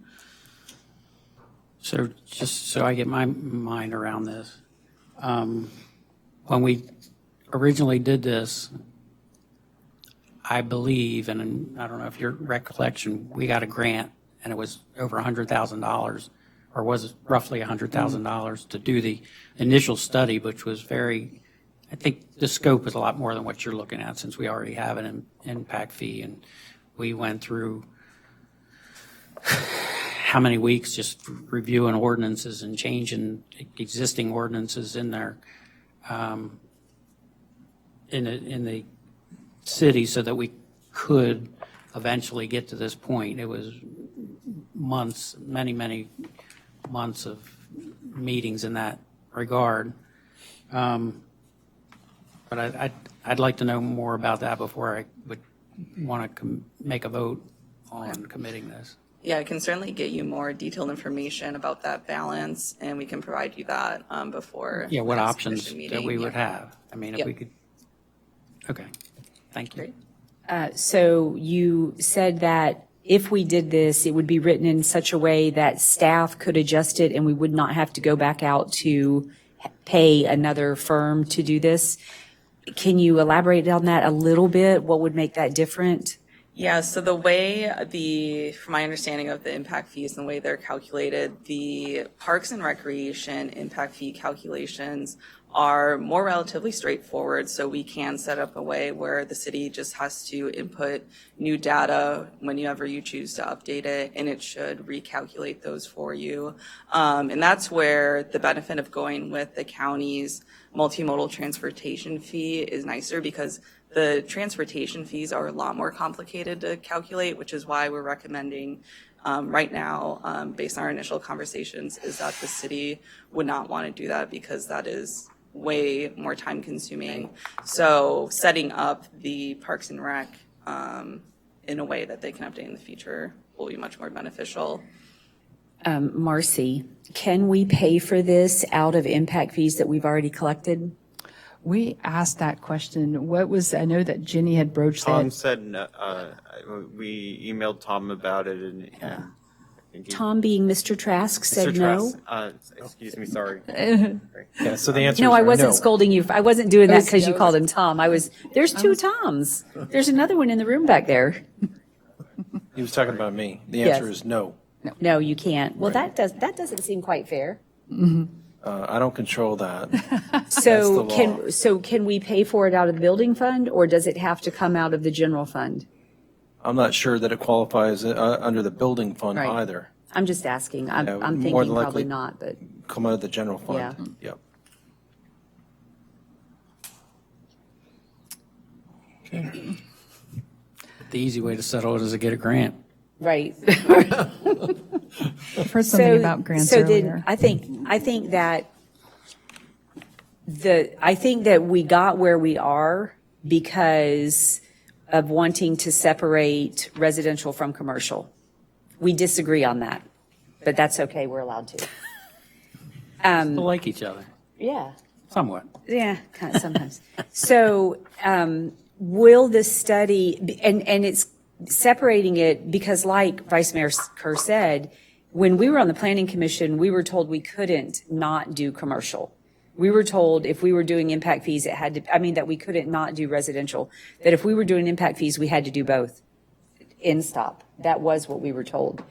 So I'm curious if we're going to spend the 50, because the first 5,000 we need to spend because we need to get right with the county. Correct. So that we need to do regardless.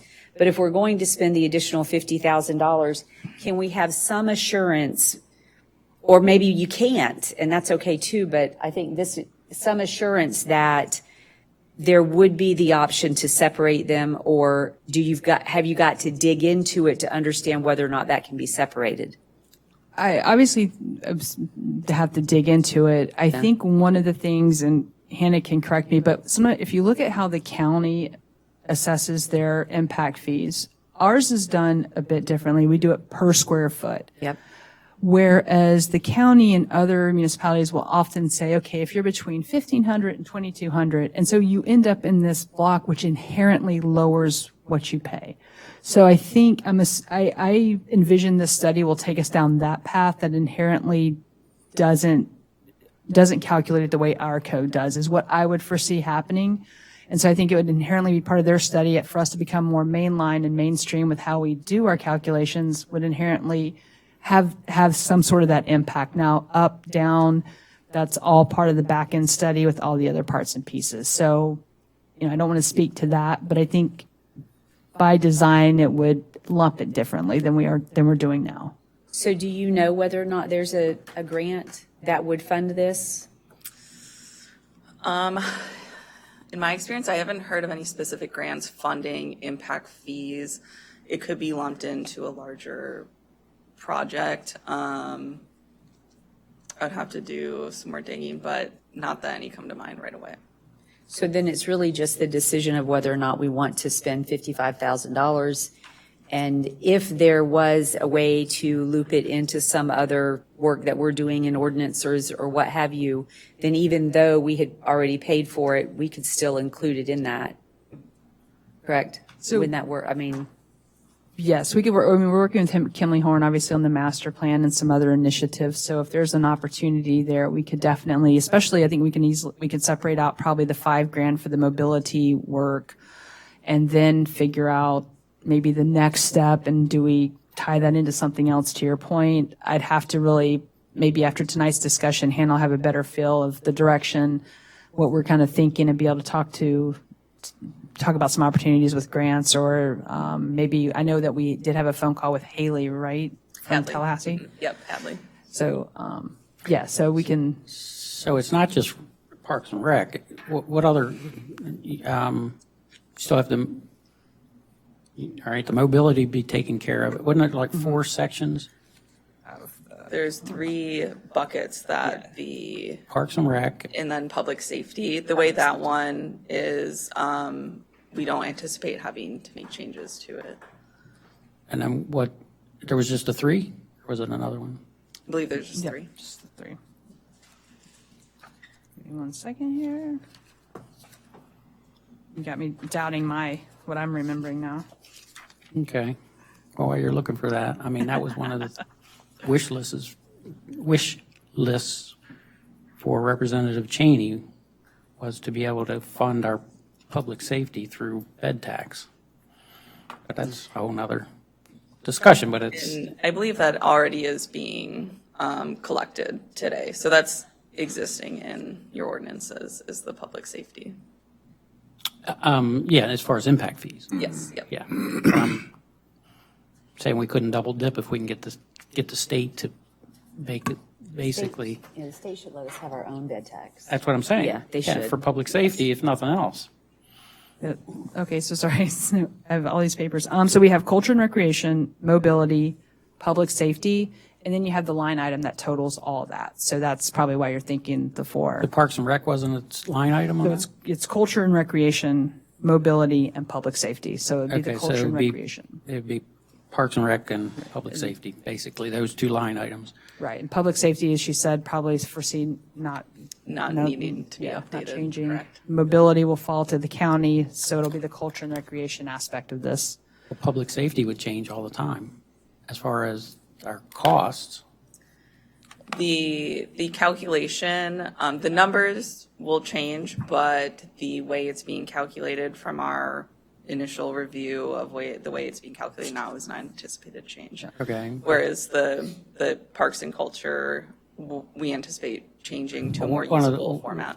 One of the big stumbling blocks in my head was when we initially set up the impact fees, we were told we'd had to come back periodically, and we would have to determine what periodically meant, every 5 years, every 10 years, to update the cost associated with to cover the cost from the impact fees. Correct. So you're saying you have an algorithm or a spreadsheet or some way we could self-calculate? Correct. It really is just determining a level of service. And so the city staff should be able to pull pretty readily available data to input into a spreadsheet or whatever form this ends up being that they could update in the future. And we do have to use data within the last 4 years.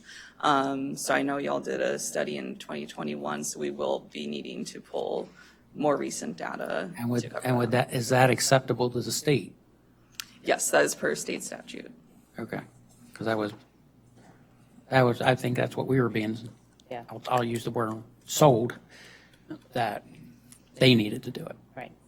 Okay. Thank you. Thanks, Anna. Yeah, thanks. So do we have a consensus that we should vote at our meeting for the $5,000 mobility for the county? Because Yes. we need to become compliant. Yes. So we should at least vote on that so that that can be done. And then the other, if we could just figure out whether or not there's any opportunity to roll it in with something that would make it grant fund available. Okay. I can definitely I'll get with you tomorrow, follow up, or this week, and discuss some of the options that we may have with this. Yeah, that sounds good, and we can separate out the mobility task. Perfect. So that way it's easier for you to approve in a couple weeks. Thank you. Thank you. Yeah, thank you. Thank you so much for staying around. Yeah, Thank thanks you. for staying so late. Staying. Should have raised your hand back there. I'm here. Next on the agenda is noise ordinance and Senate Bill 180 compliance.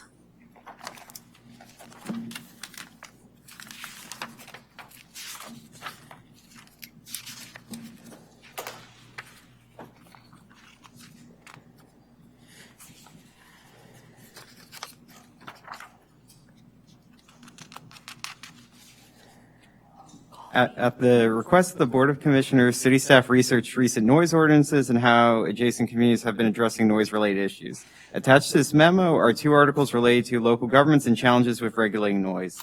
St. Pete Beach had a discussion during a recent city commission meeting about noise complaints and potentially amending their noise ordinances. But they decided to focus on enforcement of their existing noise rules and to track the results before proposing to amend their noise ordinance. Hillsborough County recently discussed regulating pickleball courts and restricting how close they can be to residential properties. Senate Bill 180 would prohibit Hillsborough County from putting a hold onto the approval of new pickleball courts or restricting pickleball courts from being near residential properties. County staff was directed to research about ongoing pickleball court noise-related lawsuits. Senate Bill 180 restricts cities and counties from being able to amend regulations related to development if the proposed land development regulation amendment or comprehensive plan amendment are considered more restrictive or burdensome. If a city wanted to reduce their maximum temporary lodging density bonus in their comprehensive plan, Senate Bill 180 would prohibit them. Adopting a land development regulation amendment to create design standards and guidelines for commercial and mixed-use developments would also be prohibited by Senate Bill 180. Until Senate Bill 180 is amended, amending our land development regulations and comprehensive plan will be difficult, including for adopting recommendations from the Madeira Beach Master Plan.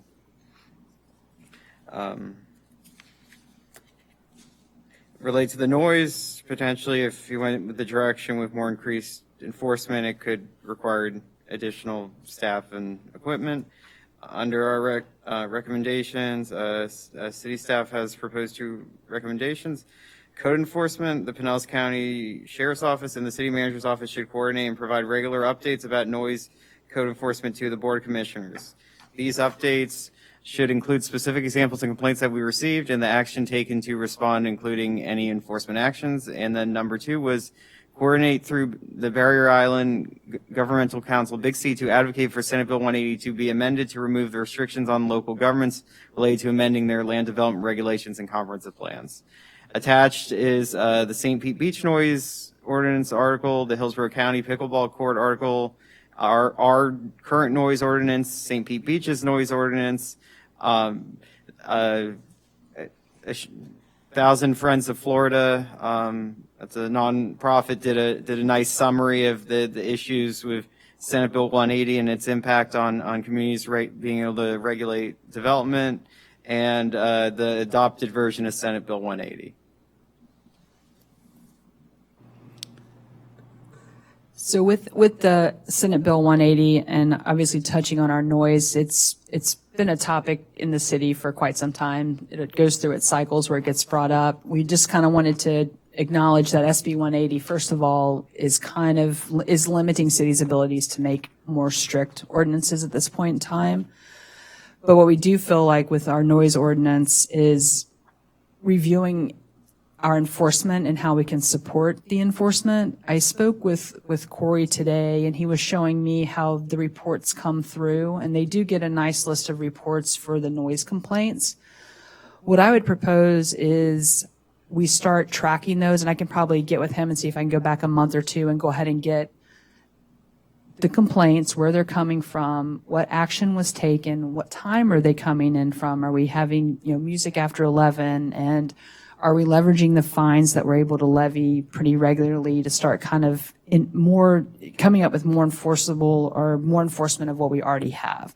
So that would be my first goal, is to really look at some data and see what's driving it. Because Corey will tell you during the day, they're not dealing with many noise complaints. It's in the evening. So I think that would be my first approach, is to really assess that and see if there's some changes we can make there, and maybe having better messaging to the community, to Pinellas County Sheriff's Office who are doing the enforcement, on what we would like to see from those interactions. As of now, I don't foresee a path that we can do anything that's more stringent in our code as of right now. Thanks, Marcy. So is there any discussion of whether these complaints are coming from residences or commercial properties? It seemed to be a little bit of a mix. Corey described sometimes getting called to like the hotels or the balconies at the condos where people are making noise. Some of the local venues are making noise. And so he has said he's had success coming up to the owners and saying, hey, we got a complaint, you need to lower it. Or even said he'll go up to the band or the music and say, DJ, you need to lower that. We're getting complaints. And I didn't feel like... Do they have clear guidance about what is allowed? And I think most of the commercial businesses follow the rule after a certain amount of time, after certain hours. Correct. Right?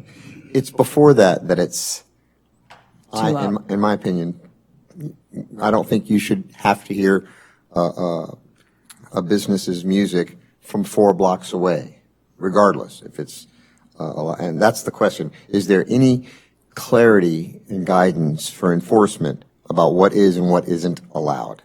So the code has the 50-foot reference, which Corey said he will That's hard, measure. but yeah. And so my understanding is if he measures his 50 feet and he hears the noise, no matter what time it is, if it's in violation, he will approach them and say, okay, you need to lower it. You're exceeding that. Corey, please feel free to correct me if I'm misstating any of our conversation from earlier.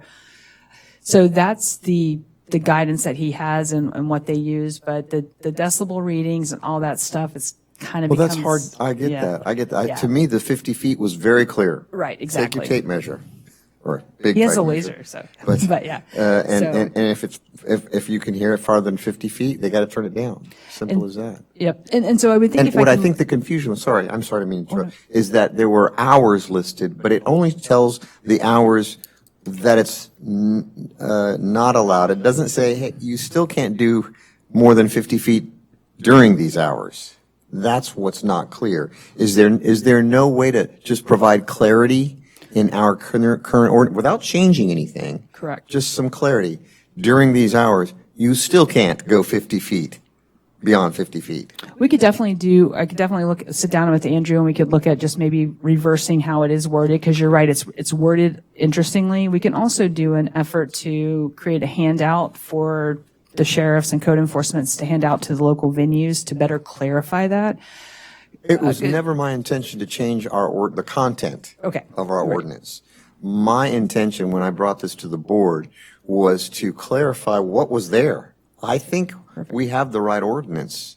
I just think it's unclear. Understood. And I like both of those ideas. Just maybe instead of showing the hours, and show the hours that you can, but that you still can't do this. Exactly. And of course, a pamphlet to our businesses. We want them to be successful, but we also want to respect, everyone's quality of life and help. This will help our law enforcement to enforce it.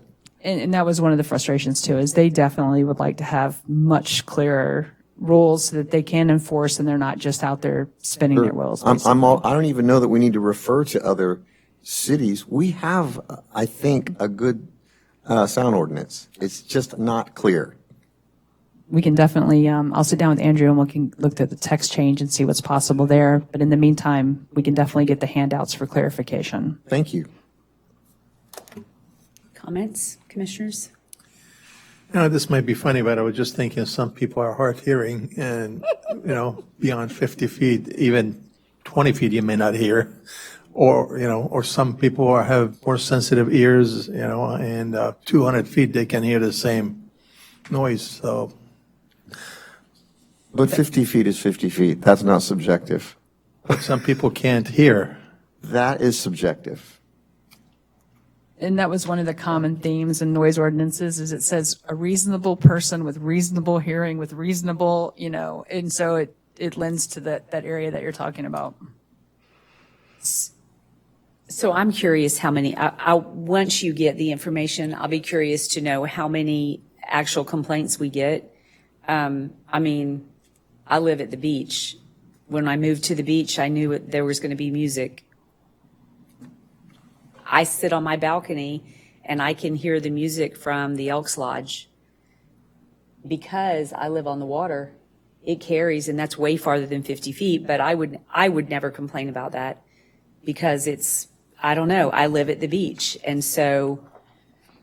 With all due respect. No. With all due respect, no, and I do, people I who understand. purchase property for residential have a right to a reasonable amount of peace. And I understand that we want to support our businesses, but I think a reasonable expectation. And if we just enforce what we've got, I think I'd be pleased. I'd be thrilled. So I'd be interested to know the numbers because 50 feet is not very far. 50 feet is just right over there. It's not very far at all. It is all. So my curious would be how many actual noise ordinance calls do we get and where are they at? Are they in commercial areas where one would expect that you're going to hear music because you live in a commercial area with restaurants that have music and what have you? Or, that's all. Well, there's a I mean, difference from living on Pelican Lane and living on 135th Street. That's why I said, that's why I That's like that's to a neighborhood. understand where they come And- from. And West Events, who we've worked with, and they've made a lot of improvements, they built their property, and they're legitimately to do what they want in the middle of a residential neighborhood. So compromises, But there's been a bar right at that location for years and and it's never years been a and problem. years. Never been a problem. Yeah, but I mean, they've always had a bar there, well before West Events. I understand. Yeah. So, I don't disagree with you, Dave, Commissioner. I'm just saying I'd like to understand the data, because sometimes people complain about something, but then when you go look at the data, there was one issue in a year, right? It's not a problem. It was once in a year. So, and if it is, then we know where to focus at or what sure. the issue is. Regardless, I think that we can clarify our current ordinance so that it is understood and enforceable. I'd like to see that study also. You know, I mean, you might have 2 or 3 residents in a certain location that might call numerous times, you know, and that way we'll be able to break down exactly what time they're calling, who's calling, you know, and to give us more of an idea. You know, that's a great idea. Agreed. Yeah, I was excited when he showed me that he kind of already had it when I started talking to him. So yeah, so we'll just pull it and review it. Great. If we don't make no changes, do we have to worry about Senate Bill 180? We do. It impacts large. So in November, we're bringing a resolution to adopt the master plan within concept, and within the master plan, there's proposed changes to our land development regulations and potentially comp plan amendments. And the problem is, the way Senate Bill 180 is currently, a lot of those things we can't do. Like, we just can't do it, because if it's more burdensome and restrictive, which they didn't define, like we just can't do it. And look at it this way: other cities and counties have been having their comp plan amendments rejected by the state. The state doesn't want to. I actually emailed Florida Commerce, and they didn't want to give us any guidance. So it's not a good situation related to that. So we either have to change our comprehensive plan, or to comply with or get on board with the other jurisdictions to try to have it Senate Bill 180 amended. I mean, we don't. Am I understanding correctly? We don't need the, like, what I'm saying, like, so for example, in Madeira Beach Town Center, the way that special area plan was adopted has the maximum amount of temporary lodging density of 125 units per acre. That's 100, which is very high. And if we wanted to reduce that to bring it more in line with what we adopted, like in Johns Pass, we can't do that currently, unless the bill's amended. Yeah, so our code as it sits is fine, but if we were to do anything that made it more restrictive or gave the appearance of being more burdensome in any way to development and construction, that is what Senate Bill 180 is trying to prohibit, is more restrictive rules than what we already have. I'm hearing two different things. I asked if we don't make any changes, we don't have any issue. Correct. That is correct. If we do, yes. But from feedback from the board, from our plan commission, and from residents, they want to regulate development, and we would like to write ordinances to implement that, but we can't, and that's the issue. Mm-hmm. Okay, for my little mind, I'm going to have to have more information to understand exactly. You're talking specifically about the noise ordinance? No, I'm talking about the Senate bill in total. You can't change anything that makes it stricter, anything. Okay. Is that fair? Yes. Can't change anything. If you Don't make it change more restrictive. anything and make it stricter, you can't do that. That's what that bill did when they passed it. If you wanted to change the ordinance and say you can build a 40-story building and it's okay, and it used to be 60. No. It used to be 10. You can go. You can do I'm that. saying it backwards. You can allow I'm saying it more. backwards. You can allow more, but you can't do less, right? You can't do anything less. Right. You can do more. That's what I'm saying. So everything we have on the books now is fine. Yep, can't change it. But you just can't say, no, we don't want we don't want to reduce, we can't reduce the density. Right. You can increase it, but you can't reduce it. Yeah. It just didn't come with a lot of guidance too is the issue. So a lot of municipalities are requesting clarification on it. I'm sure Tom's dealing with it too in other locations. So.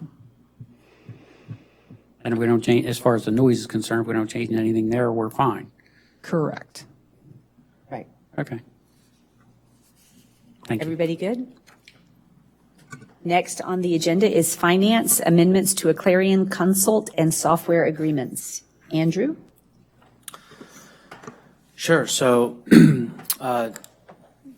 two amendments to the existing agreements with Clarion. So we have the consultant agreement for Clarion to provide finance director services to the city. I have been performing in that function since summer of 2020, so going on a little past my 5-year anniversary now.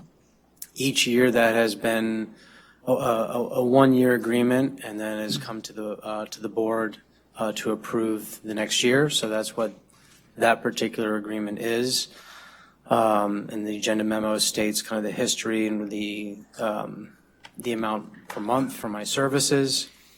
The second agreement, the amendment, is just more to protect the city relating to the software. In our ERP software agreements for our clients today, we include caps on any annual fee increases that Clarion would charge for the annual subscription. Since that was not in your contract to protect the city, that this amendment includes a 5% cap for these automatic 1-year renewals. So in the event that there's new ownership with a Clarion, there couldn't be let's double the fees to the city.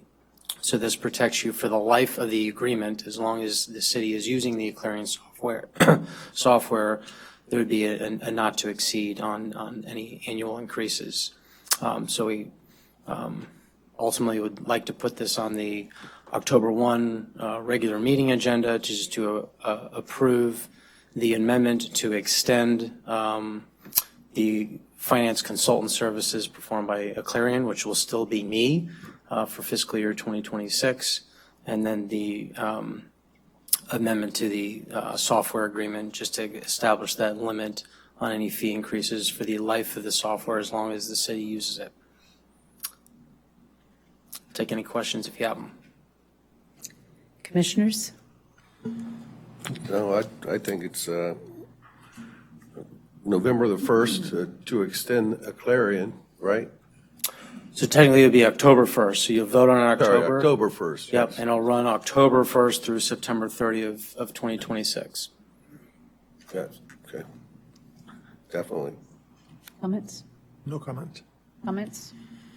I'm in support of accepting this proposal. Vice Mayor?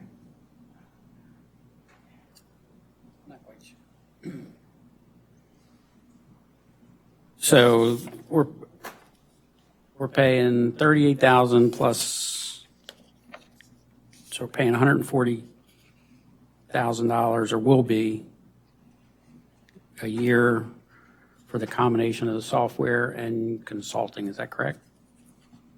Correct. And I remember back in the day talking about the software and that the cost of that versus other types of other software competition. And I believe that was in line, or we wouldn't have agreed to it. I don't know.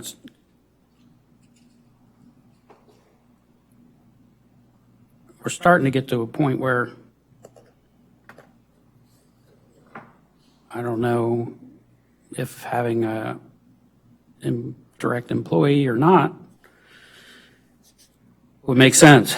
So I'm still thinking about it. But I appreciate everything you do. No problem. And also know in the consultant agreement, for one, These are not tied, so they're mutually exclusive. So yes, it's the same company, but you can choose to proceed with the ERP software, and if there's ever a time that you would like to discontinue the Clarion services for finance consultant, you can do so. I believe there's a 30-day notice period, which you can terminate the agreement for the consultant services. Now, do we have 2 people that assist you here on staff, is that correct? The finance department consists of 3 individuals. Does that include you or not?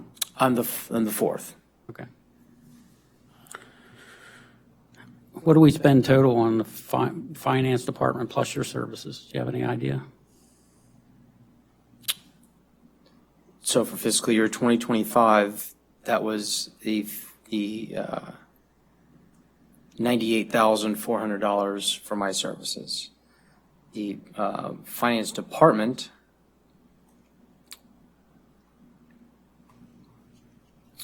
I can say, let's see.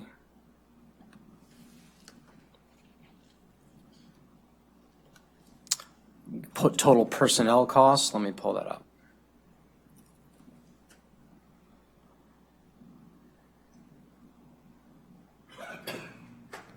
Total personnel costs to date are $423,782. And that does not include you? That does not include me. So 423, is that what you said? 424,000. Might be processing one more payroll, so that could increase. That also includes, benefits, FRS of almost 40,000, health insurance, almost $54,000. Taxes, 21,000, and then salaries and wages, about 309,000. That's actual fiscal year 2025. Yeah, so the finance department, including your services and software, is costing us upward of 570,000 to cover the finances of the city. Is that so? Is that fair? 98,000 for the clearance services, 423. So it's about 520-ish, and then the ERP software, which is used not only by finance but by all departments. Okay. It's not just accounting software. Okay, so back to 520, 530, something. Yeah. Let's call it 525 without the software. Somewhere in that range to do the finances for the city. I don't know if that's good or bad. I know the market pretty well. If you wanted to hire a full-time finance director, usually that cost would be somewhere between. Yeah, it says here 140 to 180. Somewhere in that range. According to the memo, yes. Okay. Just trying to balance it all out in my head. So, there's clear cost savings. So you just have to weigh the value of the cost savings versus not having a full-time employee. I don't know what the city staff looks like. There's several people. Did you say 3 people helping you? 3 full-time, yes. Three full-time. Mm-hmm. If an actual finance director would get his hands dirty and be one of those 3, basically, which, I don't know. Just thinking out loud.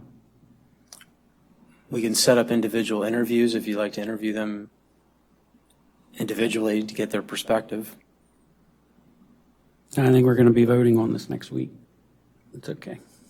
But thanks. Which, of course, again, yes, you can vote on it and approve it, and then if you all determine at any point next year that you'd like to discontinue, you have that out. Don't feel you're obligated for the entire year. I understand. I just wouldn't be doing my due diligence if I just automatically would just say. When we're done, I'll go cry in the bathroom real quick. Okay, thank you. I would tell you, I spent time with Gigi, Karen, and Patrick, with all 3 of them when I did my shadowing in the city. And it was very pleasant. If you wanted to spend time with them, they will all give you a list of what they do, and they'll tell you what they think of many people in a kind way. No, I'm only kidding. But they did talk about, I talked about what Andrew does for them and that kind of stuff, and it would probably be very, even if you just sat with Patrick, because he's like, I think you would get a lot out of it. Okay, thank you. Thank you. Next on the agenda is Marina, Johns Pass Village and Rock Park Dock discussion.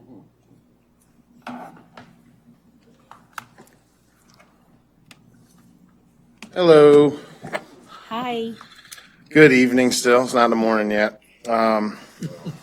So basically what this is to get a consensus from the board on what we want to do, what types of docks, what kind of uses we have for these docks in these 3 different locations. So I'm going to kind of just go through it. If we go down a little bit, these would be types of uses or more restrictions for the docks. These are the Keegan Clare docks. These are up in Indian Shores, or Indian Rocks, I'm sorry. Indian Rocks Beach, and they have things listed on there like, so you have no overnight parking. They do not charge for these docks. These are just docks to come visit and go to the restaurants and parts of their town. They're right there. If you're not familiar with where they're at on the water, they're up in the Narrows, but they're right where the road kind of forks right there by Villa Galachi, the restaurant there. So they're right there in that location if you wanted to go visit them. I got a picture of them here down at the very last thing, but it just kind of shows, you know, things they do. So no overnight parking. Docks shall not be used for commercial purposes. Trash and garbage shall be placed in proper receptacles. No fueling of any kind, dispensing, pumped, transferred, whatever. No fishing, netting prohibited. No swimming, birds. So you can make these rules for your docks as is. There is plenty of grant opportunities for docks such as these. The problem is, and I'll warn you about some grants, especially with docks, is that it allows for complete public recreational use of the docks, which also includes charters. So renting, charters, things like that. So you got to be careful of what you get with some of these grants for docks. So I just want to make that plenty clear because there is a lot of grants out, but there is some stipulations with them where you don't have as strict enforcement and regulation. And what I don't want to see the docks turn into is a place where there's just 5 or 6 dinghies tied up to them for, you know, boats that are just moored out around the area. Because if you go to like Gulfport, their docks, they're just all dinghies. You can't even get to those docks most of the time.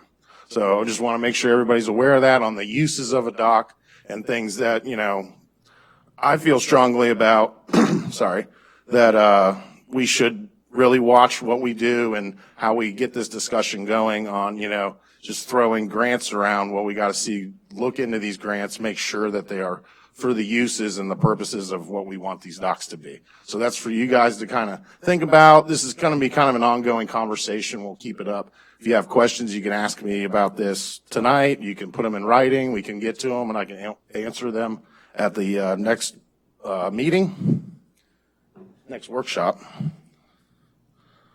So if we keep going down and try to do this. All right, keep going down one more. All right, right here. Keep just up a little bit. There we go. This dock here, I brought my laser pointer. Check this out. Oh, it don't show up real well, but this is the corner right here. Like there's Don's dock. There's Walt's fish shack kind of right across the street there. That's on the end of East End Lane. And that dock, the total length of that floating dock, now these are very similar to the docks at the marina. They're aluminum floating docks that are in these drawings.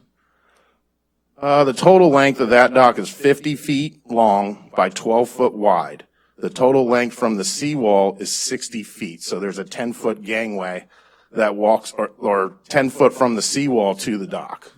There's a 30-foot long gangway that's 4 foot wide, that's ADA compliant to get to that dock. So that is an ADA compliant dock. Now, I'm not sure what may have changed in some of these, you know, the way Don's dock is now, it's a little bit different, but I can't really, right in there, That's the wooden edge of Don's dock. So they have other docks that come out this way, but you can see the edge is real close to the end of where that dock would be. Does that restrict access to Don's dock? It does not. It's almost, they might say it will, but when you look at it and you see how far, and there's kind of an angle on it too, it gives them room to get into that area pretty well. Krabby, for that dock down there, with your knowledge of grants that would be tied to allowing charter boats and all of that to go on it, how do you think that we would, because I think having a dock down at Johns Pass would be fantastic. I'm a boater. We would love it, right? Yeah. It would be fantastic. Oh, everybody wants one down there. Everybody I talked wants to one. For years. But what, in your mind, how would that work for the public? How do you think it would work if we did it? Because obviously we'd want to do it with grant because it wouldn't be revenue generating, right? Correct. I mean, like when we go up to the Narrows and we go up to the docks that you've shown, those are super easy. I've never seen an issue with issue up there with the boats coming and going. Which there are no transient boats up there either. But, I mean, you get up there in the summertime and they're all full. There's no place to, you've got to wait for somebody to leave to get in. What do you think about putting a dock down at Johns Pass and how that would work? So parking's down there quite a bit. I don't want to speak for parking, but they're down there quite a bit. So it's something that they could kind of enforce to make sure there's not something that we don't want to go on down there. Like I said, there's several different kinds of grants. This could be a day dock, which they have a day dock grants, which grants the public access to attractions or local things like Johns Pass Village. So there's grants for that. So you'd have to look at each individual and find out what uses you want for each individual one of these projects, and then go after a grant for that one.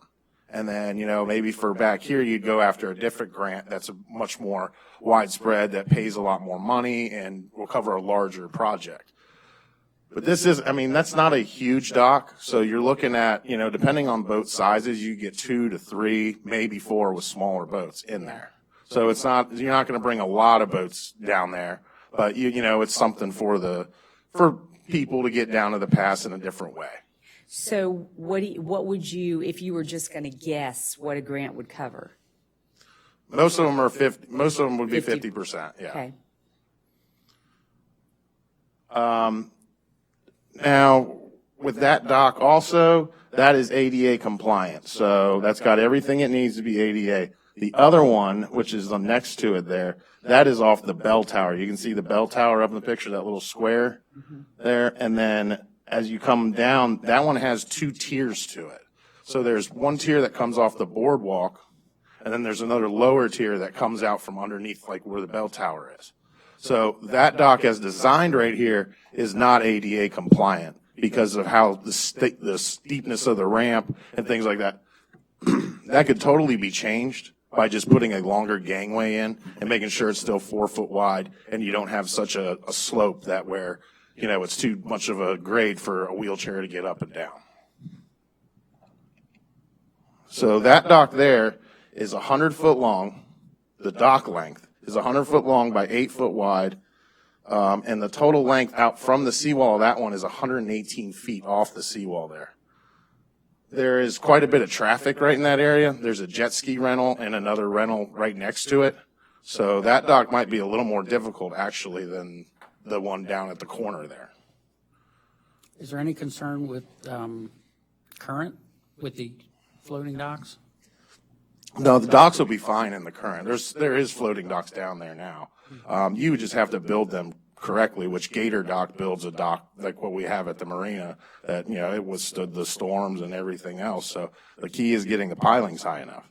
So a lot of people didn't, like Bay Pines and a lot of the public ramps, didn't have their pilings tall enough, and the docks just floated away in the storms. So you got to make sure you put the pilings up high enough. Other than that, they'll ride it out pretty safe. You do have to, though, before a storm, we remove the gangways, the walkways onto the dock. Otherwise, they'll pinch under the dock, and then you'll just rip the seawall up. So we do remove the gangways to make sure they're safe.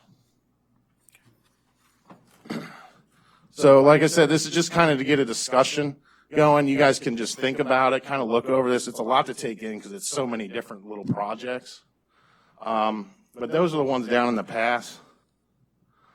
The ones out back, you keep seeing that's kind of like the overview there. You can see where it would come out by Don's. You notice, though, that when this picture was taken, that there wasn't those slips out there from Don's dock. That wasn't extended yet.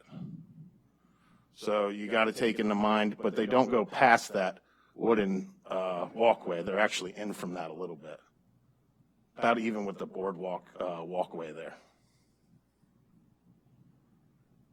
So if we keep going, and now this is coming up to right out behind us here, the rec center and City Hall.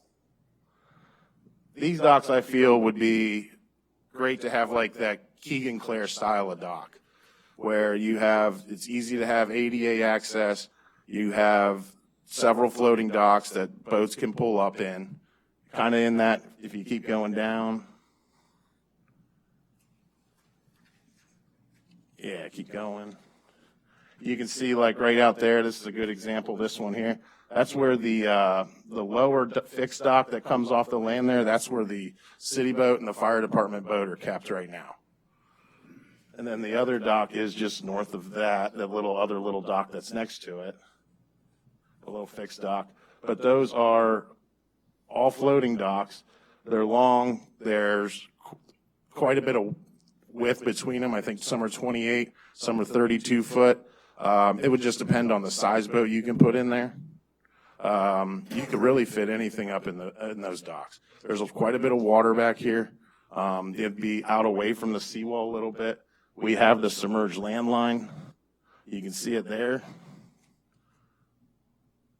And I think those Keegan Clare style docks would be perfect for there, where you have a place where during King of the Beach and all these other events and things like that, even softball tournaments and, other concerts and things like that. And even if somebody wants to bring their kids by boat to a softball game or anything like that, baseball, you have another access, another place for people to go and park and enjoy the rec center, go across here to the downtown area.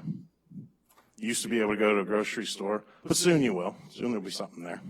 So would you ever see those as being transient slips that we could rent and have power? You definitely could, but yeah, exactly. You'd have to put power in there.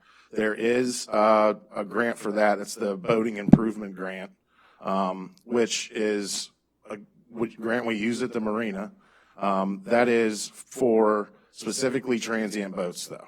You wouldn't be able to rent them out permanently. Now, although you could, you just wouldn't get grant money for those slips. You rent out permanently. But you would have to do transient boating, you would have to put power there, water. And then you'd have to have some kind of facilities, which... We have those up here. Don't we have showers and bathrooms? Could well, we you use do. Those? You do.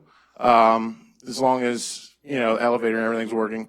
But there is also money available in those grants for bathroom and shower facilities. So it could be, depending on what uses go on downstairs, when I talk to Marcy, that could be a use for that downstairs also that we can't use anymore, or maybe don't want to, use for office space and things like that, that we can put bathroom and shower facilities down there also. So with transient slips and a grant, what is the rule on how many nights you can have a transient boat there? It's 15. 15. No longer than 15. That could be a revenue generator. Absolutely, yeah. We charge $2.10 per foot per night, and we have basically it's an app that people use called DockWa, and there's another app called Snag-a-Slip that we use. We get our full, all our money for it, and they just collect a fee for setting it up, and it's a minimal fee they charge the boater. So do you charge $210 plus power, or does $210 include power? $210 includes the power plus tax, and then we charge additional tax after that. So I mean, that's reasonable because some places charge you so much per day to plug in plus the $2 a foot. So that's reasonable. a lot of marinas will charge for power. Some marinas are actually getting away from it now because the actual meter that goes in the Gulfport had a huge problem with it during the past storm, where their meters and all their power pedestals went out or bad, and there was no way to even, you couldn't just fix the breaker. You had to order the meters, get the meters in, so they couldn't get a lot of boats' powers, or they had to just bypass the meter and figure it out that way. So meters, when they, some boats might only use 20 to 50 bucks a month, maybe in power, and the replacement part for that meter is $400 or $500. Oh, I didn't mean meter. I meant like sometimes you go in and stay for 3 or 4 days and you pay $30 a day for 30 amps or whatever for 50 amp. That just. Oh yeah, you can create any fee you wanted. Yeah. It might be easier to just have one generalized fee, and this is what it is per foot. This is what you pay. Here's your assigned slip. You got 24 hours in that spot. You show up at 5, you got to be gone by 5. It's hard to get up and be gone by 11 a.m. Yeah, don't show up that early. Does this work like a park mobile where you just, or do we have to have an attendant? Yeah, so no, it could work that way. You still would want somebody to check it, to make sure that obviously the people are paying. But it is very similar to that, where you would have that app, you go on, it would assign you a slip, we would confirm the reservation and say, okay, so-and-so's here for 5 nights, and we would block that slip off for that 5 nights. You'd have the slips numbered, and you go into this slip, that's your slip, 5 nights, here's your power, here's your hookups. If there's any problems, call this number, and you just call us, and we'd figure it out. A fob for the bathrooms. Yeah, we use a Right. code. So. Yeah, because like the key cards, all that stuff, they get expensive. They get lost. They don't get returned, and so these are just ideas, things to think about. And then when you want to, if you're down that way and you want to go check those docks out, they're super nice. I got a picture down at the very bottom here. If we want to scroll down, this is kind of the style. Right here, where you have a long walkway going out, and then you have all the little fingers that come out where you could put a boat on each side of that finger. And then now you could put power at the end of those. There's all kinds of possibilities of what you could do there. But I think this is a good basic design where you don't have to worry about too much storms. You don't have to worry about boats really tearing the dock up, not tying up properly. Floating docks, most anybody can tie up to a floating dock. It takes a lot more skill to tie up to a fixed dock. More lines, more things like that. So I think this is the way to go. This would be my suggestion. And, they make different kinds, different heights, different, they design them custom so you can do anything you wanted with those docks. Kirby, so I could make an informed decision on this, would you be available to, if I set up an appointment to maybe show me one-on-one and have this discussion so I can grasp it a little better? Examples and where it would go and what your recommendations would be? Yeah, we can go out back and kind of show you how it works, and I can, we go to the marina and I'll show you the docks that we have, and it'd be very similar to those docks. So we don't have to go like all half the way hour, up would there. that be enough Yeah, time? that's plenty of time. Okay, all right. I'll reach out to you. Thank you. Yeah, no problem.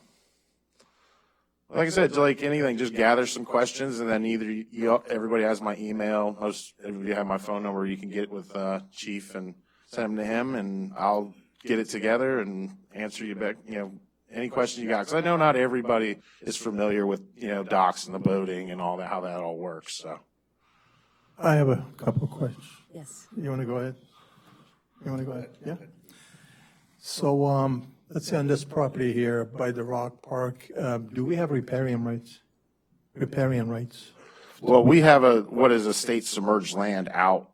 I believe it's quite a ways out. When Al did this, he said we have it almost to the middle of the canal. So we own to the middle of the canal. Yeah, I'm not sure what our state submerged land lease is like though out here. I'd have to read into it. I can get into that though and see if we do collect, there's a portion at the marina that we collect rent on and things like that, that at the first of every year, I have to report what we made on those, and then we pay them a percentage as a state submerged land lease.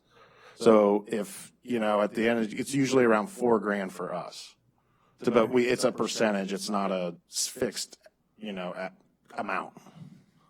So we won't have to pay, like, I mean, we have to pay land lease in some areas where it's not repaired. Some areas, like where at the marina, it's the very ends of the dock. Okay. You know, but here, I don't know. I'd have to look into it Okay. and probably get with Al and figure out how far does our submerged land or how far does our state submerged land go? Right. If we have a submerged land lease or how that lease is written. Okay. And do you have like pump outs or lockouts? So we have pump outs at the marina. That's another grant you can get. I've done several of those. That's called a CVA grant, a Clean Vessel Act grant. The big portion of that is not obtaining the pump out or any of that equipment. It would be figuring out where we're going to pump it to, because you pump directly into the sewer system. So you record how many gallons you have, things like that. It's not hard. There's meters on a lot of these pumps now, so you don't have to sit there and ask everybody what it is. You would just say, if you're going there and you're going to pump out, check this box if you pump out, and then we just have a record piled up of who all pumped out there, that we're staying as a transient boater. And for overnighters, do you have parking? Well, that's the beautiful thing about most boats, is that they don't have cars come with them. So they come there and they usually have their bicycles, or they'll Uber, or they'll walk, or they're coming by boat. They're usually traveling around. You get a lot of what we call the loopers, which basically goes all around and through the United States, through the Mississippi, up the East Coast. And a lot of those people, that's what they're doing. They're traveling through. So they're usually walking. They're usually taking Ubers. They're usually, they don't bring cars. They're on their boat. I think that was all my questions. Thank you. Ed, Okay. do you have any questions? Great job. Thank you. Thank you, Krabby. Yeah, like I said, you got anything else, just get it to me or Chief, and he'll relay it. Thank you very much. Thank you. Thank you, Krabby. I'm sorry my laser pointer didn't work. I was real excited about that. Next on the agenda is recreation, mowing, and lawn maintenance service contract renewal. Good evening. So in front of you, I have the existing contract that actually wraps up here at the end of the month. We are in the third year of a 3-year agreement that has 2 one-year renewal options with NDL, Natural Design Landscaping LLC. Currently, they maintain all the city property here, with the exception of the library, and do all of the landscaping, trimming, all that stuff. And then also the school, which was just resod. So that's another portion of that we're getting them back on. But they cover all of that for us at a rate of $2,800 per month. They expressed their interest in renewing, and we are happy with them now too as well. So we were going to renew at the same cost or same price expense, and it is budgeted. So just looking to get approval, and we'll bring it back next week if that's the direction. Same cost, no upgrade, Yep. no increase? Great. They suggested an increase, and then I explained to them that we would have to bid it back out, and their response was, never Okay. mind, we're happy with $2,800, so. Got it. Thank you. Thank you. Definitely. Great. Are they the same people that maintain the landscaping indoors for us? No, They're different. they do not. So, how many times a week do they come on property? Once. So the previous city manager and I had a discussion about the recreation department taking over the landscaping and not outsourcing it, but keeping it in-house. What are your thoughts on that? It could not be done under current staffing conditions, because I have 2 people that operate all of the athletic fields and everything else, clean up the park, all that, and that's already understaffed, in my opinion. We just hired the 2nd person within the last year. So the 3rd person that does anything outside is me. So some days I do mow the fields or help with fertilizer or whatever else. So I would not recommend it. I think it's a. Okay, thank you. I don't have any further questions. No. Thank you, Jay. Thank you. We don't have anything to respond to on public comment. However, there was one thing I wanted to bring up to put on our next workshop agenda, and that is to review the city clerk. We haven't done a review of the city clerk, and this year, raises are based off of performance and cost of living increase. And in conversation with city attorney, if we workshop, at our next workshop, we workshop how we want to do that. We could have that on the agenda, and then we can vote in the following meeting on her performance. Well, I mean, I feel like I've done an individual evaluation every year, so this is different than that? To give her, to do this, we're supposed to do it public. Okay, got it. Okay?